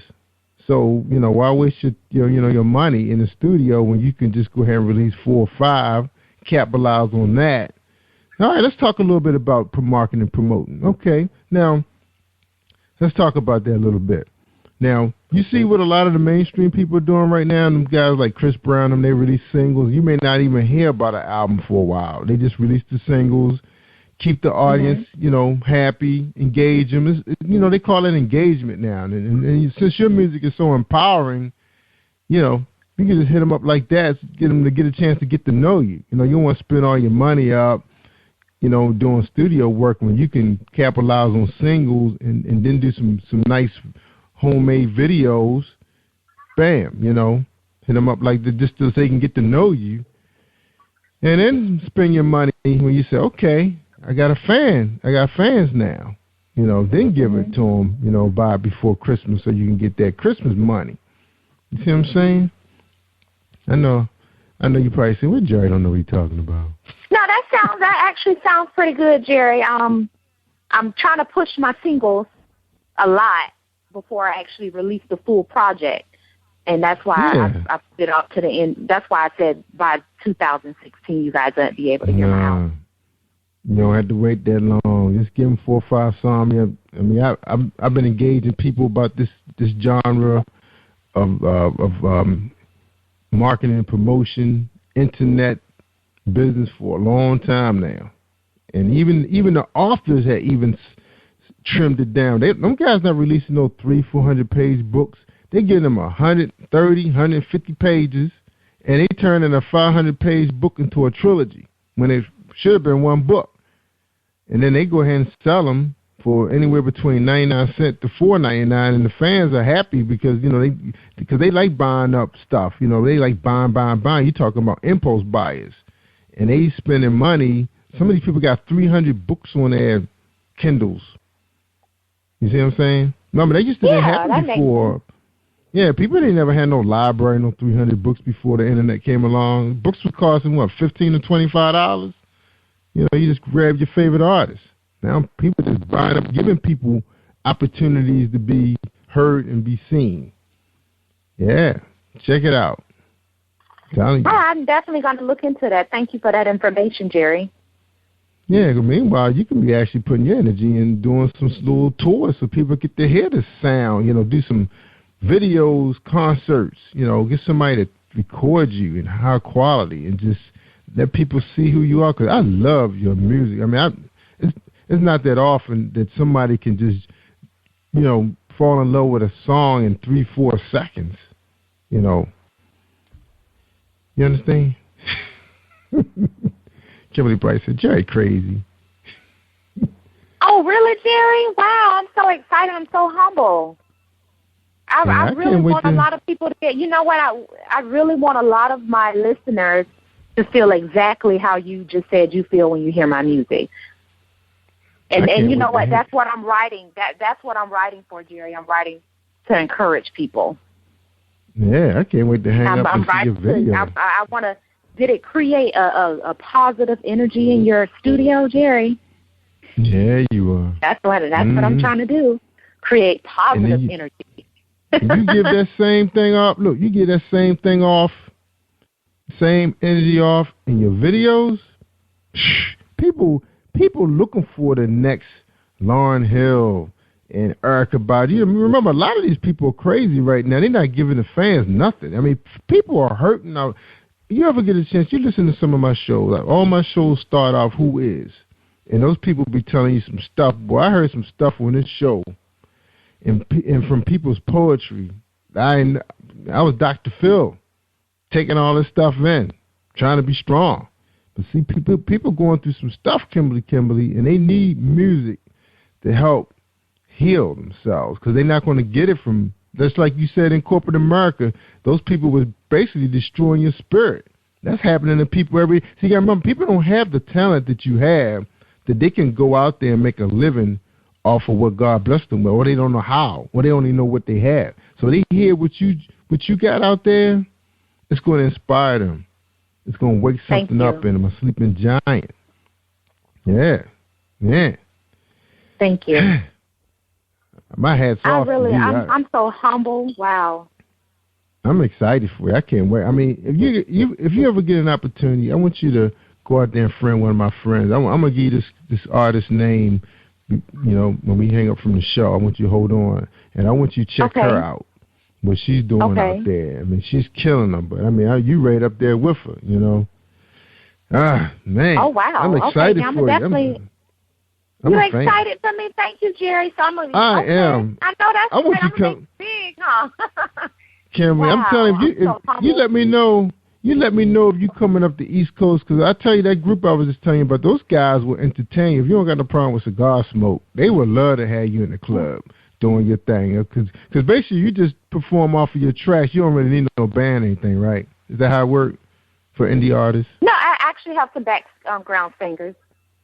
I'm backed by my sisters. Definitely go to my website, KimberlyMusic.net, and it definitely have my whole platform, my whole portfolio.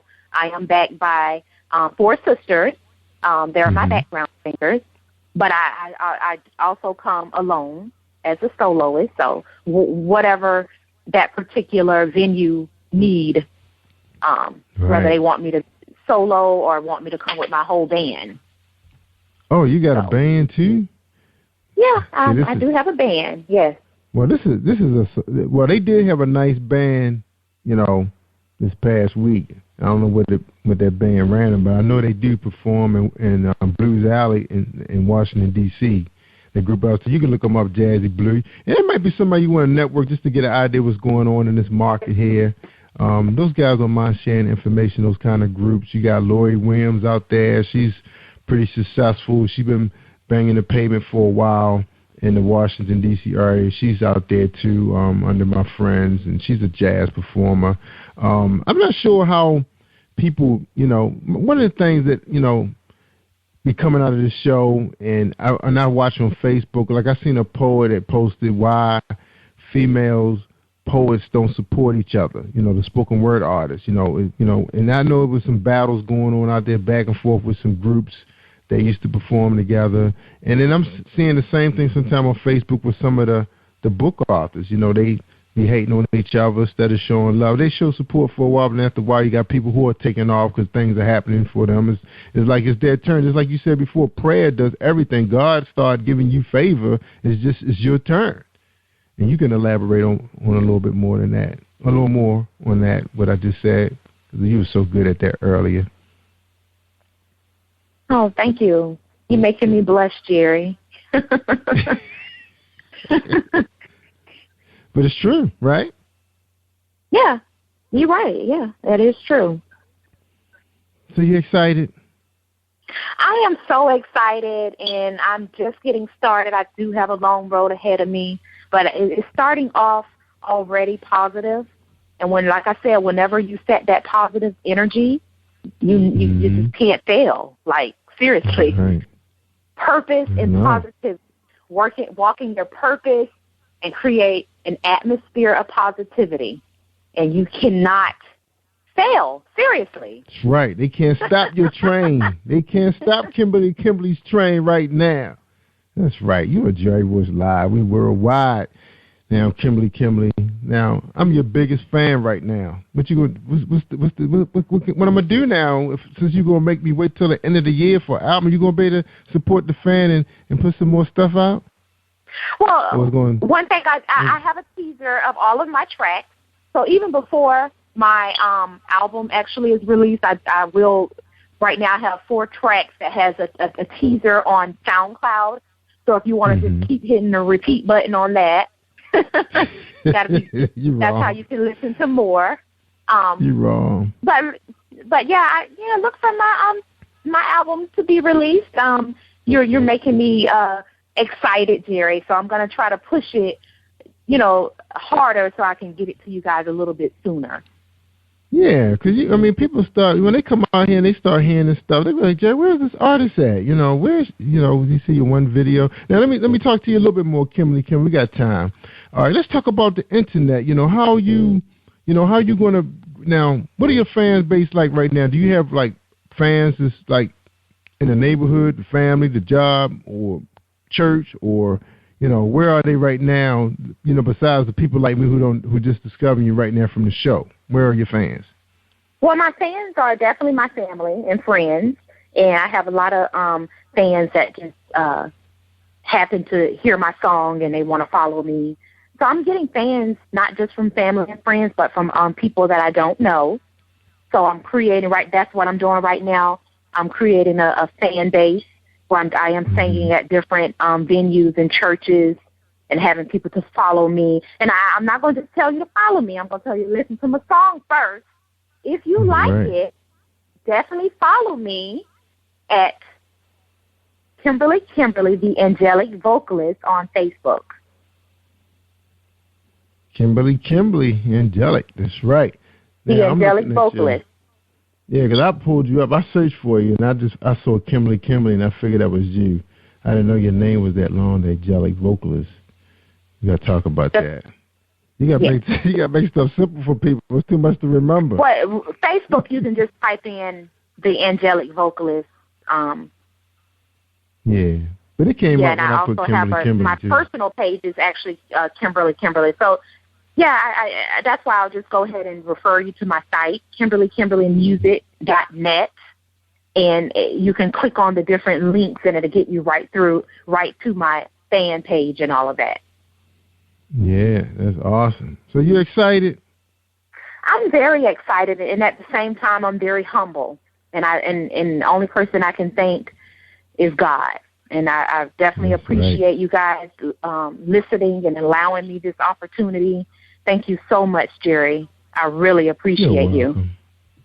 Yeah, I appreciate you coming on my show. You're like undiscovered talent up north. Well, they kind of consider us south too, just like you guys. But man, this is incredible. I just couldn't believe what I just heard. We're gonna play some more of this song too.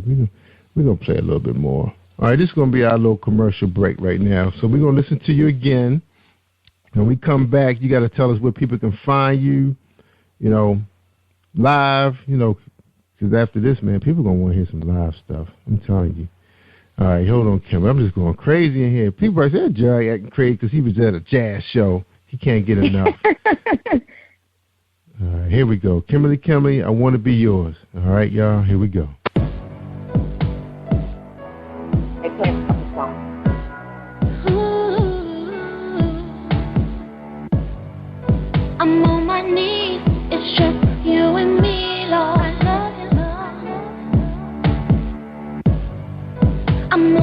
knees. Hold up, Kimberly. I gotta say something real quick. If you sing that in church, some people gonna get saved on that. Well, that's the point of it. Did you sing that in somebody's church yet? Not yet. I do a lot of cover songs. Jerry. Will they let you sing that? Like I said, I'm just getting started, so I haven't really sung any of my tracks live yet. But my next performance I will be doing I'm Praying for You.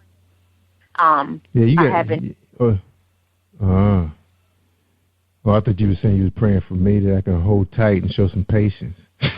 Oh no, look at you. No, the song that's titled "I'm Praying for You." I'll be performing that in Jacksonville next. I Want to Be Yours. I haven't. I'm still working to do some things to make sure the performance with "I Want to Be Yours" is exciting and move the crowd, because "I Want to Be Yours" is very smooth and it's very soft. You want to make sure you don't bore the crowd. So you want to definitely make sure you have that live performance and that other thing. Yeah. I don't think you're going to have that problem. I think they're going to just go into a trance and just start going. They're just going to go mellow on you. They're going to be just gone. All right. We ready to play it again. We ready to play it again. All right. We ready to play it. Oh, man, I just love this song.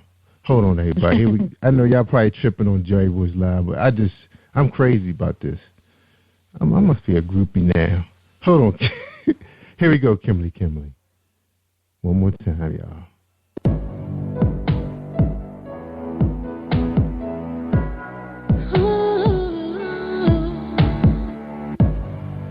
I'm on my knees, it's just you and me, Lord. I'm on my knees, it's just you and me.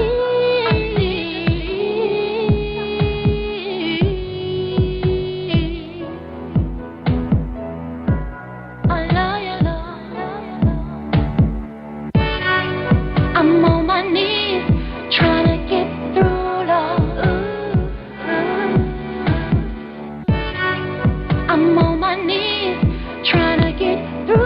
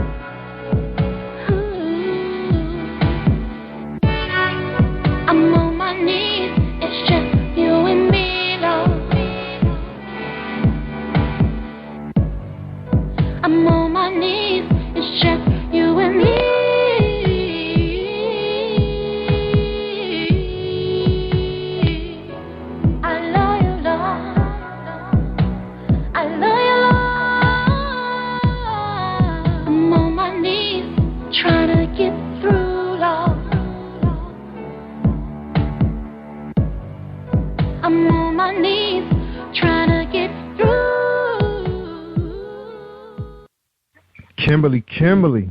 All right, what was going on when you wrote this song? Talk to me now. What's up? Well, when I wrote I Want to Be Yours, like I said, I was going through a lot, and I got to the point where I just started getting on my knees, praying and talking more to God. And I pretty much wrote that song so that everybody can realize that, you need to get to a point in your life where it's just you and God. And just talk to him and build a relationship with him. Because once you actually start praying and build a relationship with God, you'll start to hear and see things more clearly, and he'll be able to guide you into your purpose. And once you're guided into your purpose, you'll just, everything else will just fall into place.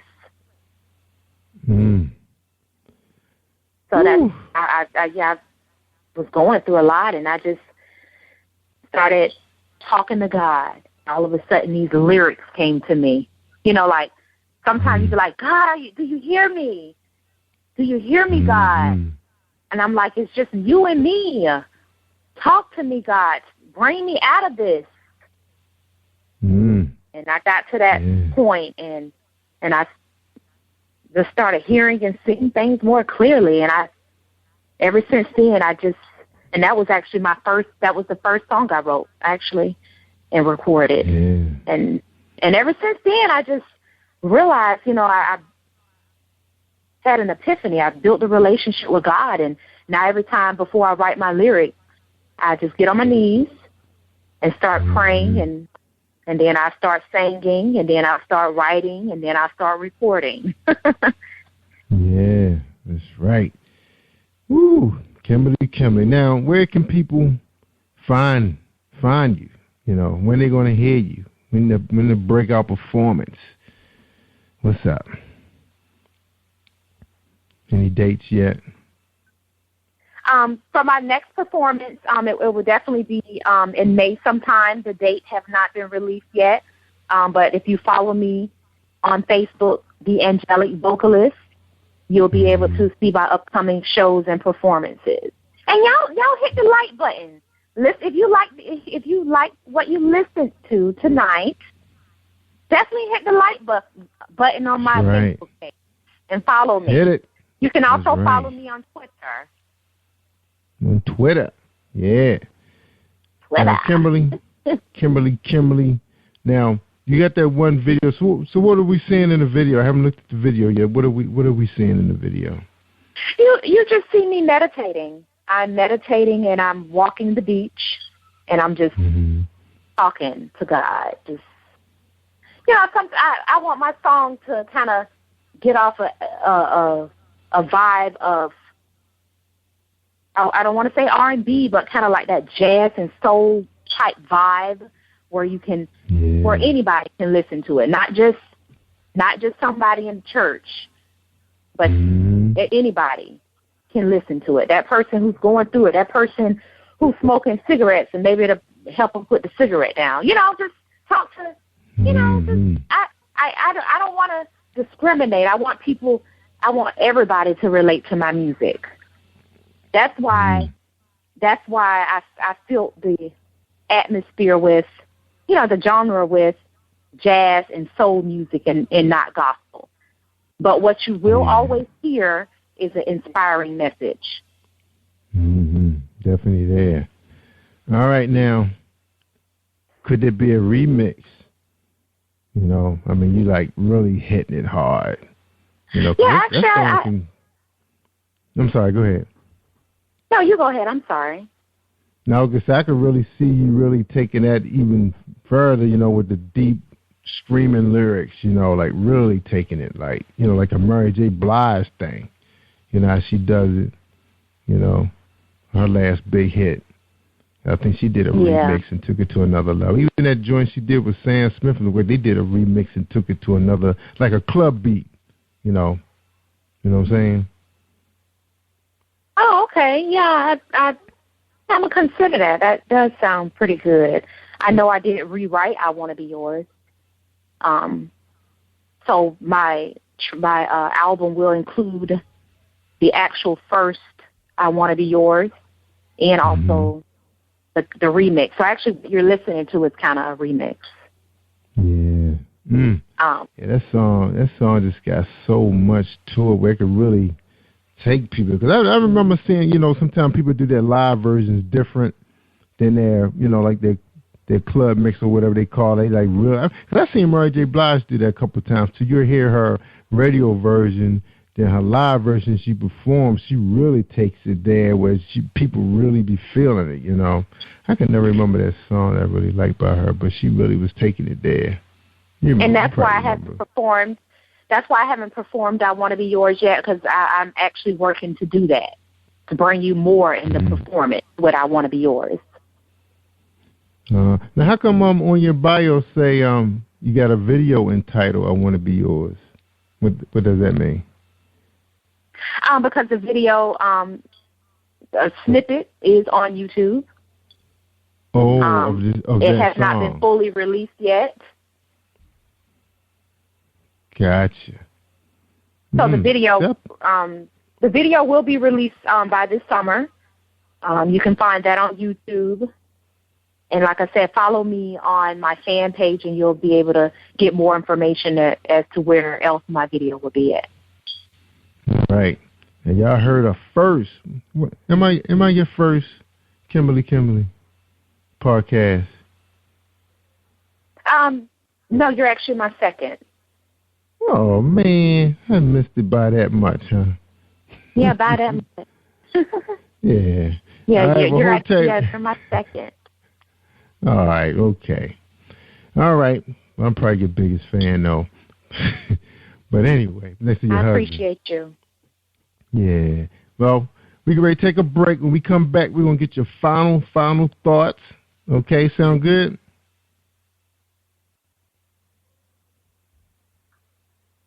Yes. All right. I hate to let you go, but I got to end the show sometime. They probably said, Jerry just going on and on. That's right, my show, my podcast with Kimberly. All right, here's a commercial with Tamika Kane. That's right. Support that sister. Awesome book. Are you looking for the next great read? A book filled with love, passion, betrayal, and intrigue. The award-winning novel, Season of Change, by Tamika Patrice Kane, is sure to satisfy your literary sweet tooth. Check out this must-read book reviewers are calling uplifting and emotional, and exceptionally great read, deeply intense and thought-provoking. Order your copy today, available in paperback and ebook on Amazon.com or at www.tamikapatrice.com. Hi, this is Angel Sessions, and when I'm in town, I listen to Jerry Royce live, PositivePower21.org, where they play my favorite music.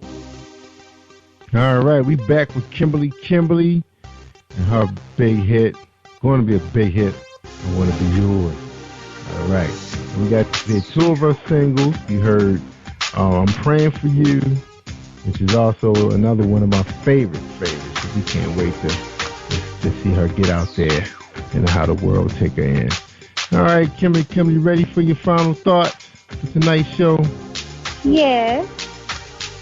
All right, all yours. Thank you so much, guys, for listening. Like I said, I'm Kimberly. You can follow me on Facebook, The Angelic Vocalist, and you can also follow me on Twitter, Kimberly, The Angelic Vocalist. And I have some more music coming soon, so definitely look out for my album. And remember, fill that negative energy with positive energy and live in your purpose. Mm-hmm. And you know, in order to live in your purpose, you need to start building a relationship with God. And to build a relationship with God, you need to start praying more. That's right. Absolutely. Awesome. All right, like I tell everybody all the time, if you want to hear the good stuff, you got to listen to Jerry Royce Live worldwide on PositivePower21.org. And you can download our app at Spreaker.com/PositivePower21. Listen to all these shows on your smartphone. That's right, while you're at work, saving your data and downloading on your smartphone. I'm Jerry Royce Live worldwide. And like I always say, stay awesome all week long. So thank you, Kimberly, for coming on our show, introducing your talent. Appreciate you. Well, no, thank you. I appreciate you. You're welcome. All right, y'all. Stay awesome all week long. I'm Jerry Royce Live. I'm worldwide. Thank you for tuning in to Jerry Royce Live on PositivePower21.org and Spreaker.com/PositivePower21. This is a Royce Enterprises production. And don't forget about replay on Facebook.com/Jerry Royce Live.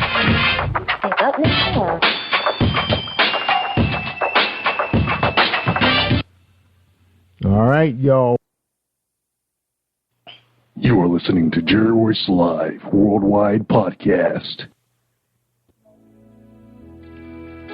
Hi, if you're struggling with your relationship or you just can't seem to find the right one, Author Gerald Manuel has written an enlightening new book entitled How to Identify Your Spiritual Soulmate. You may order a copy today from Amazon.com or at BarnesandNoble.com. This book is sure to answer many of the questions you may have. Thank you and God bless you.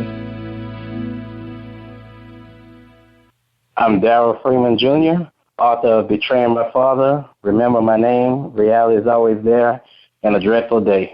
And you're listening to Jerry Royce Live. You are listening to PositivePower21.org with Jerry Royce.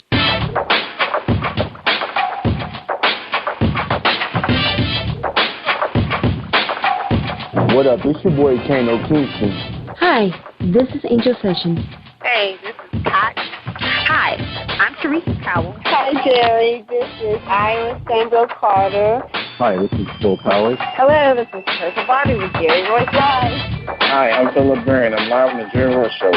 Hey, what it do? It's your boy Houston Saint. Peace, this is Dahlia the poet, spoken word artist. Hello, this is Mama Marquise with Jerry Royce Live. All right, everyone. You got RobinLynne, and I'm keeping it live right now on Jerry Royce Live. Hey, what's going on, everybody?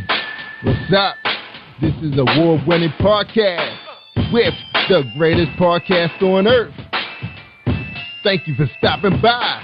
I'm your host, Jerry Royce Live worldwide on internet radio, where you get your positive on. So when it's all positive, it's all power. That's positive power. This is a worldwide podcast for growth, wealth, and success. Thank you.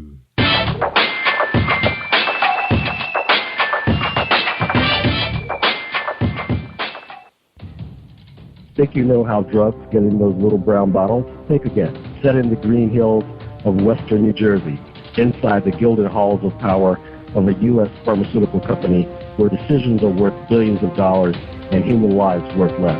Nicholas Harding, a young executive at Marshall Pharmaceutical, finds his career, family, and life in jeopardy. The Farmhouse, a suspense thriller novel by Bill Powers, published by Donna Inc. Publications, available at Amazon.com or DonnaInc.org. Go to Bill's webpage at www.authorBillPowers.com. Are you looking for the next great read? A book filled with love, passion, betrayal, and intrigue. The award-winning novel, Season of Change, by Tamika Patrice Kane, is sure to satisfy your literary sweet tooth. Check out this must-read book reviewers are calling uplifting and emotional, and exceptionally great read, deeply intense and thought-provoking. Order your copy today, available in paperback and ebook on Amazon.com or at www.tamikapatrice.com. Are you an author looking for promotional services or a reader looking for a great read at low prices? In this competitive world of books, Fighting Royalty Promotions is dedicated to bringing authors and readers together to build a greater respect for literature through our various promotional services and online bookstore. So head over to WritingRoyaltyPromotions.com and check us out.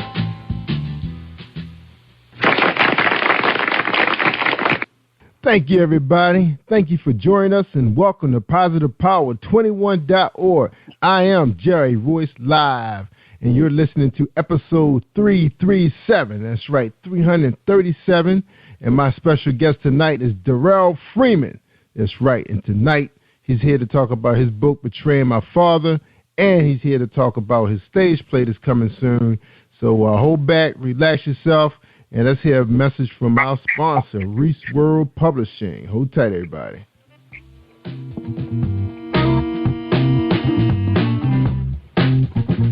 Are you an avid reader of urban fiction, looking for drama, suspense, and more? Reese World Publishing is dedicated to bringing the world's best literature to our readers. Urban fiction, erotica, sci-fi, mainstream fiction, and children's literature are just some of the genres produced by our diversified family of authors. You can reach us on Facebook, Twitter, Instagram, and at our website, www.reeseworldpublishing.com.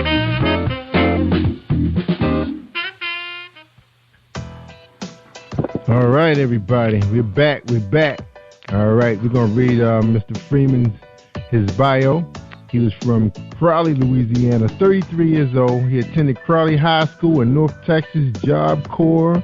Throughout his life, he's encountered mishaps and struggles and trials, but he has never given up. Convinced he could do better, he began to follow his dreams of being an author. Since then, he's released 4 books. Reality is Always There, A Dreadful Day, Remember My Name, Betraying My Father. He's been featured in 9 books such as From a Window, Tranquility, While We Wrote, Volume 2, Poetic Gumbo, Hurricane Katrina Couldn't Break Us, Savor the Longest Night, Savor the Longest Night, Savor the Longest Day Special. You said it's called Savor? Yes, Savor the Longest Night. All right, and then you have Always That, Why I'm Single, coming soon, No Faces coming soon, and Doughboys coming soon. His advice to anyone is never give up, be your biggest critic, and convince yourself you can. Look out for his upcoming website, freemansworld.org, coming soon. All right, Mr. Freeman, welcome to Jerry Royce Live Worldwide. How you doing tonight? I'm doing great. I'm doing wonderful, man. Thank you for having me. I appreciate it. Yeah, no problem, man. And you did say Darrell, right? You said your first name was Darrell. All right. Okay, because like I was telling you, it reminds me how one of my friends spelled his name. And his was spelled with Y. And I hate it when they spell it. Yeah, a lot of people got Y in Darrell. All right, but you got 2 L's. All right, that's good, man. All right. Well, the first question is, who is Darrell R. Freeman Jr.? Well, I mean, I'm just a down-to-earth type of person. I'm a father.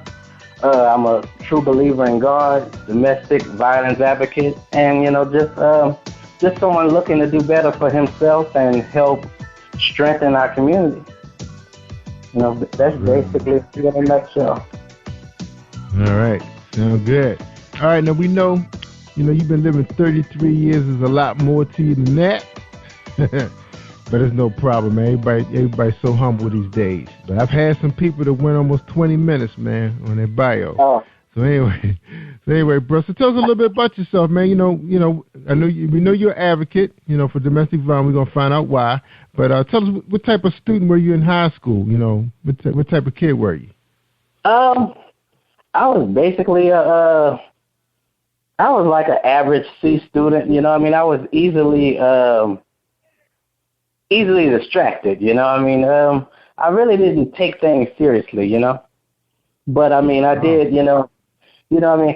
I didn't take things too seriously, but I wasn't a class clown either, Yeah, so you were just chilling, just doing what you got to do, watching what the other kids doing. Right. When you're young, you just think you got the whole world ahead of you, and sometimes you just don't take life seriously, and that's the type of person I was. Yeah. Now, did you play sports in high school? I played sports in middle school, but high school, no, I didn't play any sports in high school. Okay. So what was the deal? You started getting a little more involved with, with the girls, or you just, you didn't want to get hit hard, no football, baseball. What was the deal? Well, once I got to high school, I started seeing, it was just a lot of work for me to be able to have to get up and go to practice and do all this and do all that, I just decided to fall back because, I didn't really want to do it, so I just decided to fall back and just relax a little bit. Yeah, you got to be committed to sports now, man, because this past summer, starting in August, my youngest son started playing tackle for the first time. And, man, that's like boot camp, man. Boot camp. And I think they probably actually work harder than the pros because I don't think the coach is trying to hurt those guys before, wear them down before the season starts. Just get enough out of them to keep them legs fresh. But them young boys, man, boy, they be running them kids, man. They be running them, man. Man, I was playing. Get back at them. I was playing ball in the park with my son and some other people, and we was playing football, and man, them young kids wore me out. So how old are your children? Well, my son is he just turned 12 a couple of days ago. Oh, awesome. Same age as my kid. Yeah, I got son 12. All right. So you just have the one child? Yes, sir. All right. That's right. It costs too much money, man. All right. Yeah. Now, what type of kid is he, man? Is he athletic? He likes video games, sports, or he's into his books. He's into a little bit of everything. I mean, he likes sports. He wants to play football, and whenever school starts next year, he wants to play football. But I mean, he likes to play games, and I think every kid at his age is a whiz with computers and phones and everything. So he knows how to work my phone and my computer better than me. That's right. Yeah, they know their stuff, man. Now you're a pretty young father. 33, son 12. You guys going to probably be pretty tight growing up. My son was like that too, and you guys pretty close knitted. You take them out to events. You guys always together on the weekends. Doing guy stuff. What's the deal? Right. I mean, well, that's like my best. Well, that's like my best kid friend. I mean, like we do everything together. I try to show him, how to be a man and stuff like that, and just try to have fun with him and teach him things. And since I write books, he tries to write books too. He always reading the books with me and stuff like that. So I'm just glad I can be like a little positive influence in his life and just be a role model for him. Yeah, I understand. Same here, man. One of my mission was to try to start a home-based business where I could be home, earn a decent income and not out the house. You want your, even though I'm not up there right there watching TV. I'm not gonna sit around and watch those shows he want to watch anyway. But they know I'm home. I'm in the house. I fix dinner for them when I get in. I greet them. I ask them how school was. Do they need any help?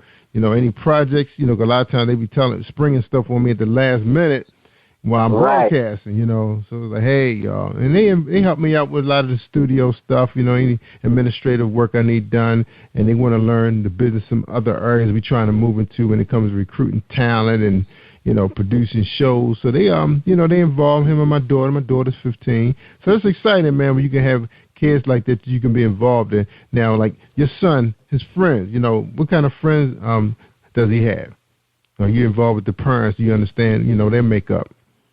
Well, his friends, he's kind of like me. I mean, we have like a very limited circle around us, because I'm a real sociable type of person, but it's certain people I hang around with. Like my close friends are actually like my brothers and maybe like my cousins, few people I went to school with, maybe one or two coworkers. And, his friends are usually the neighbors, somebody he goes to school with, and maybe somebody that rides his bus, They real close. Yeah, right. Yeah, sometimes you should be able to just count them on one hand. The rest of them are just associates, It's like, especially the homeboys, after a while, the homeboys kind of go their separate ways. Everybody living a different type of lifestyle, unless you're in business together or something like that. Because I used to be in business with my friends, years ago. But then as everybody got older, you tend to go your separate ways. But eventually we probably all come together because I got a very, very good friend giving a big event. And I want to let everybody know in Baltimore there's a jazz event going on at a cigar lounge on Pulaski Highway. I can never remember the name of that joint. But it's going to be a jazz show there. If you want more information, you can inbox me on Facebook. It's going to be at 7 o'clock. It's in Baltimore, Maryland. They're going to be having live jazz, and you get a chance to sit back and smoke your cigars. Have yourself a good time and enjoy some entertainment and some drinks and all that stuff. And then come meet me. All right? So that's going to be in Baltimore. Again, if you need the information, just inbox me, and I'll send you the address. Tickets are $25. So I thought I'd throw that in there real quick because I forgot about I needed to make a commercial on that. So anyway, that is awesome, man. We got to do our thing, man. Keep in contact with your close friends, but, you can't have too many of them, Right. Like that. All right. So that's good. So your father. Now, are you still good friends with the child's mom? Actually, we're still together. We're still together.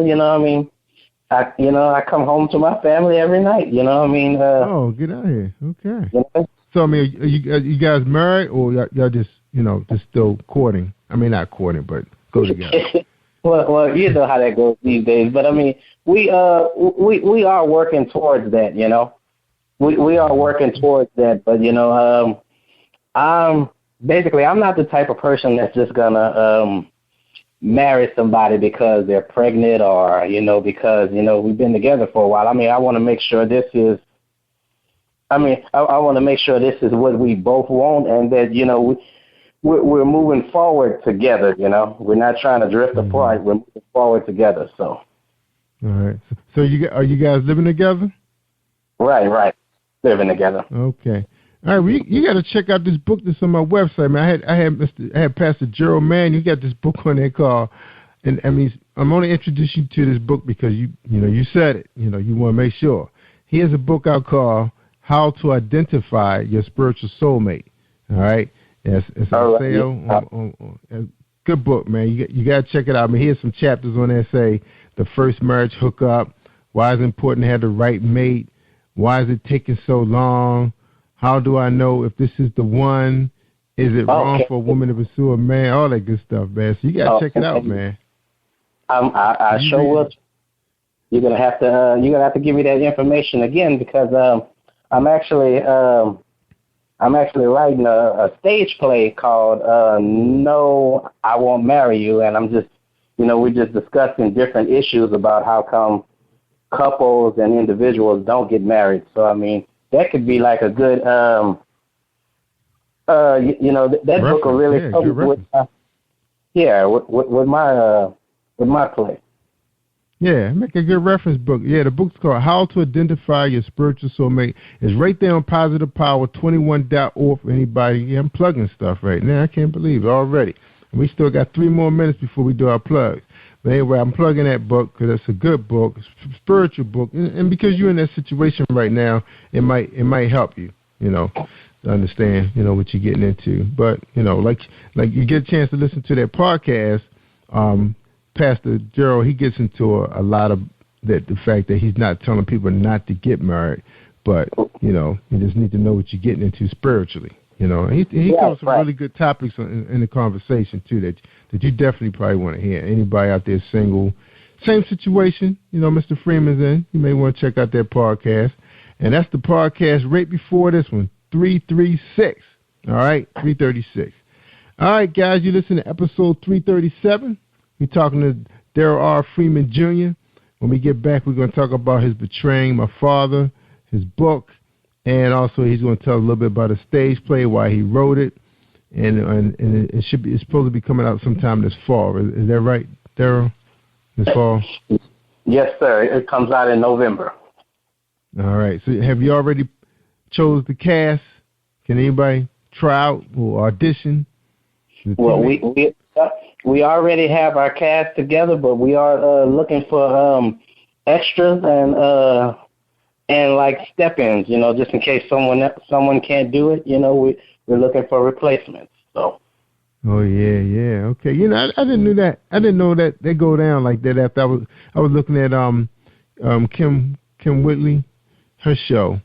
What's her little son name? Jeremiah or something like that. She has a show where she was producing a play. Yeah, Jeremiah, yeah. And one of the guys got pretty upset because she had a standby. I mean, he was standing by too. And I was like, well, I didn't know they do that. But then I've heard, sometimes when you have stage plays, the lead actor or the actors who have the main parts may not be able to continue the tour or right. In case the ticket don't stop the show. Right, you just never know what happens, and you need someone that's going to be able to fill in. You can't just cancel the show because somebody can't travel with. Now, so what is that like, man? When you cast a group like that, are you doubling up on all the actors, or you have maybe one or two that can do multiple roles? How does that work? Oh, well, I mean, we're actually looking for people that can do multiple roles, just in case one can't do this one, or if someone can't make it to the next show, we can switch we can switch characters around and things like that. But, I mean, you want to look for people who has experience and things like that, you know. If push come to shove, you know, I'll get into play, you know, whatever it takes to keep it up and running. That's right. All right, well, we're ready to take our break. And let me cue it up real quick. I actually had picked out the commercials I was going to run tonight, too. I'll tell y'all. Here we go. All right, everybody, we got a Book Buzz presentation from Helen McMillan and Cynthia and Lane Cobb. All right, check it out. What's stopping you from making more, having more, and being more? Hi, I'm Helen McMillan. I'm a success coach.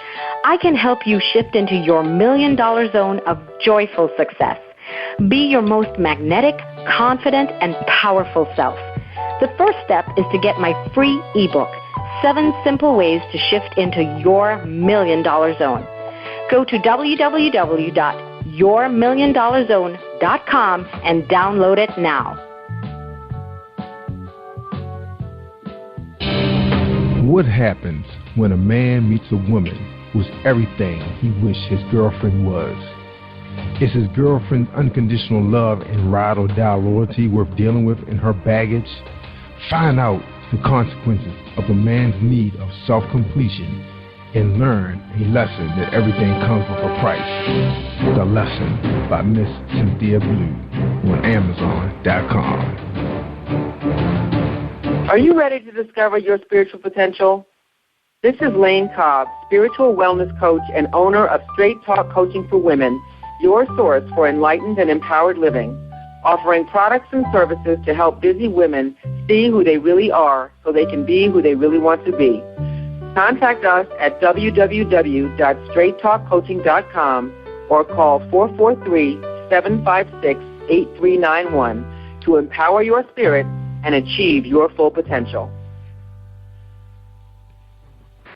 All right. Thank you, ladies. They've been with me for a while now, and they're doing well out there. That's right. You guys got to think about, you know, Facebook. Facebook is awesome. You know, you meet some wonderful people, great leads. You know, if you're in sales, man, that's an awesome place to pull some leads, you know, because people, you know, you can inbox them, you can tag them, and they reply right back to you if they're interested in what you got. But you can't rely on them all the time like that. You have to have a website. That's right, so you can pull them in so they can see what you're really doing, and then they can engage you, communicate with you, see who you are, check out your video. Because remember, those news feeds move fast on Facebook, so they're going to miss it. So if you got 1,000 friends, I guarantee you only 6 of them is probably even checking out what you got going on. And if you're not making videos, it'll be less than that, because people love video. They will stop and click and see what's on your video. All right, right, Tanika Gonzalez, a.k.a. Tanika Joy, could tell you that's a fact, because she started out with 120 views, and now she's up to about 500-600 views on her poetry albums. Okay? All right, so it does work. All right, y'all, we talking to Darrell Freeman. He's an author, and he's a producer of a stage play. All right, man, before we get in the book, man, tell us a little bit about the stage play. Well, the stage play is called A Dreadful Day, which is pretty much based off of my book, A Dreadful Day. I mean, it's some minor differences, you know. I mean, it's like two stories, but the play is based off the book, and the book, once again, is called A Dreadful Day, and it's just a story about a family that was torn apart by infidelity and broken trust. You know, as the couple begins their honeymoon stage, you know, they found out that they were expecting a child. So the husband begins to work these long extra hours just to make sure he has the family is well taken care of.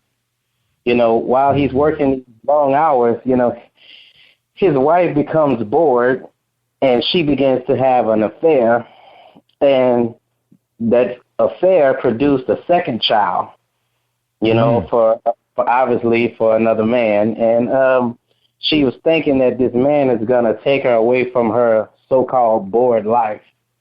But to her surprise, he denies her and the child. You know, he turns his back on her and the child, and, you know, that that just brings out all the rage and anger in her, and she begins to abuse her child. Wow. That's terrible, man.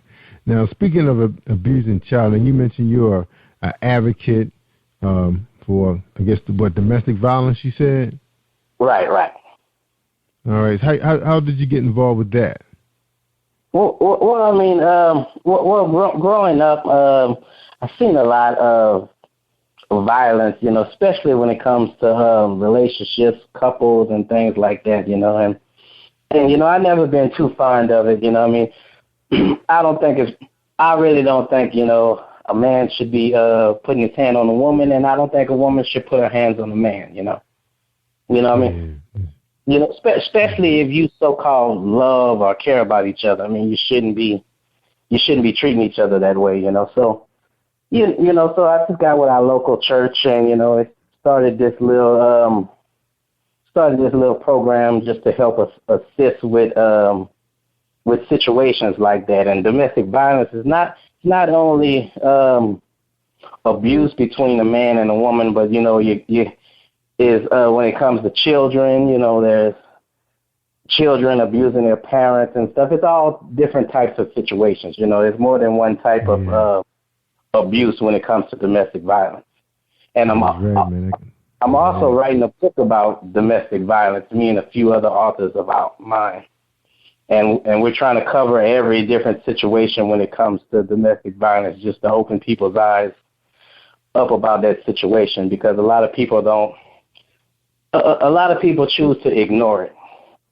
Yeah, and we got a lot of national attention this past football season, because we had two football players that were in the news involving a child and his girlfriend and wife. Yeah. Right, but you also know, a lot of times when it was I think Jay-Z and whatever her name was fighting him in the elevator or wherever it happened, a lot of people didn't see that. Yeah, sister-in-law. See, what's her name? Solange. Her name. Yeah, Solange. Yeah, a lot of people didn't see nothing wrong with the way she was whipping up on him, but when the roles are reversed, a lot of people got a big problem with Ray Rice and the way he was treating his wife. It's not right on either part. It's right. Plus, we weren't behind. Nobody was in the hotel room, so we don't know what went down there. So obviously, they had some issues, but it seems like they're doing pretty well right now, working it out. We don't live that far from him. And, one of my best friends actually live a few doors down from him. So far, it sounds like they making things work, doing the best they can. All right, man. So now we're moving to the Dreadful Day is a stage play. So why Dreadful Day? What makes that book so interesting to become a stage play, come to life? Okay, well, that was actually the first novel I wrote, and when I was writing the book, because, well, let me just start off by saying, I'm an author, and, I want to just do more than just entertain. I want to write stories and touch topics that's going to make a difference, and that's going to make people wake up and change, maybe open up the door to conversation. A lot of times situations like that is going on in our house and in our neighborhoods, and people can't talk about it. So I felt that if I can write a story about it, it can open up the lines of communication. So that's why I really wrote the story, to kind of make a difference.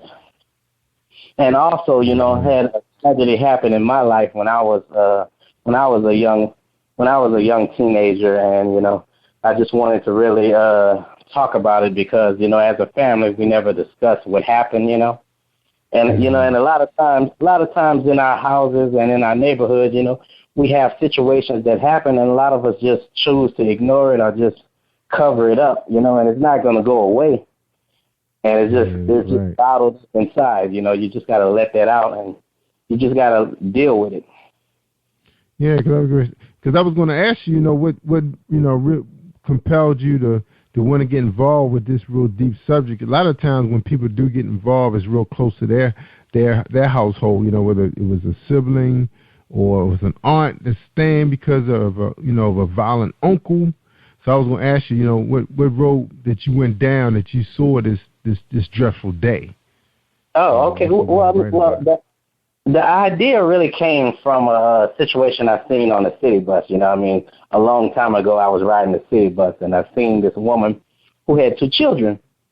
And, little kids, I guess the little boy was maybe like 4 and the little girl was probably about 2. Well, I'll give them about 5 and 3, something like that. But the little boy had asked her, can he have a soda? So she gave him the $1 to go get a soda. And he's running to the vending machine to get the soda. And she said, wait. You got your little sister. She said, you got to always think about your sister. It's not just you, it's your sister, And it kind of made me smile because she was teaching her son to really look after his sister, And, it just made me think. It made me think, what if you had a situation where it was the complete opposite, and the mother just didn't love both children equally.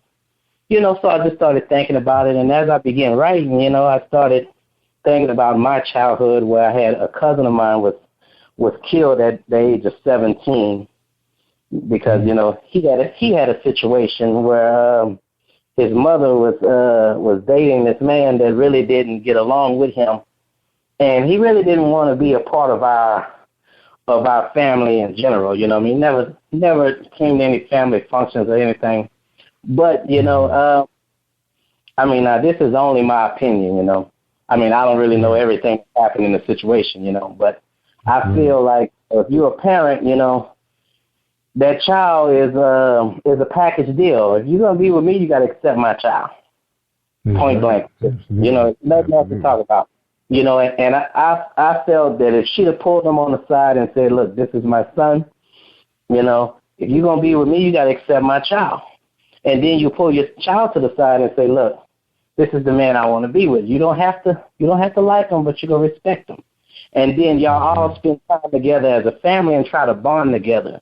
Now, whenever you feel you trust him, you trust both of them enough to spend time with each other by themselves, then that's when they begin to bond with each other. And, y'all just kind of build your family from there.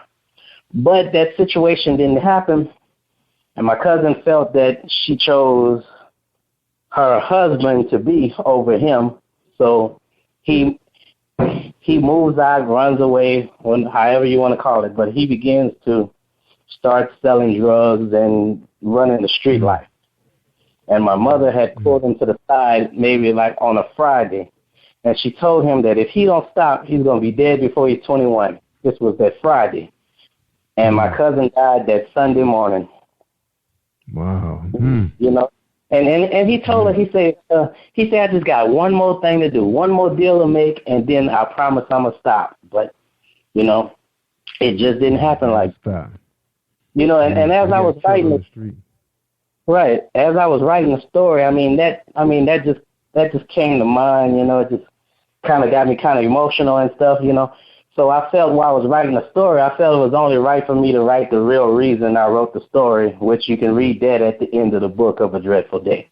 I also include, what happened with my cousin, and just as something to show people that, is real out here, you never know. Just because someone else lived that life and they made it out, or they living a lavish life that you might think you idolize, that might not be your destiny, You never know.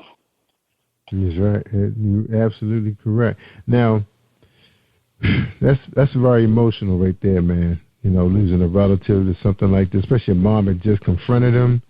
And it's always that one last time. That's always the thing that gets you. One last time. That's what you tell yourself. Right. And that's exactly what it is. Yeah, I was 16 when that happened. I've been to funerals before. We all been to funerals before, but really not nobody that close to me. He was my first cousin, and just seen him maybe like 2 weeks ago. Yeah, that's rough. Yeah, that is rough, man. I lost a best friend a couple of years ago, right before our home team won the championship. He loved that team, man. and he didn't make it to that season. You know, he just saw him too, man. You know, he was smiling like everything was all right. You know, that's how life go, man. Just gotta keep it moving, keep it moving. All right. Let's talk about this book, man, Betraying My Father, man. So what's the deal with that book? I see on your, this is what you have written on your Amazon site, paperback, priced at $15.99 for the paperback. So is it available as a Kindle? Yes, it's available for Kindle at $1.99. Okay, because I didn't see the price on it. They got right. I mean, and I don't know why they have it at $15 because I mean it's actually $13.99. You know. Yeah, and they got. I guess it's for the Kindle Unlimited people. They have 0 in the little box. So I don't really see a regular price. But the book said Once Happy Home has been shattered by a nasty divorce involving allegations of affairs and abuse, causing Angela to choose between her mother and father. Emotionally confused and manipulated, Angela sides with her mother, breaking her father's heart. All right, man. So what compelled you to write that book? Well, I mean, with me is I really felt, I'm not going to even lie, I really felt kind of disrespected as a man. You know what I mean? A lot of times you always hear about these deadbeat dads and how these men don't step up and take care of their kids and stuff like that. And, you don't hear too many singers or rappers, actors, actresses, and entertainers, period. You don't hear too many of those acknowledging their fathers and stuff like that. So I wanted to write stories. I wanted to write a few stories that are dedicated to, to strong men, and that's where A Dreadful Day comes, because the father in that book is, is a provider for his family. You'll read about that. And it's the same thing with Betraying My Father. Once you read the story, is a story about a family that's really close. I mean, in the book, Angela, she's close to both parents, but she's daddy's baby. They do everything together. They talk about everything. But as she goes to college, she suddenly finds herself in the middle and having to choose between her mother and father because they're getting a divorce. And, it really shocks her because she'd never seen them fuss or fight. She thought they had the perfect family, perfect relationship. And, her mother comes to her one night, tells her that her father was having all these affairs and he abusing her and things like that.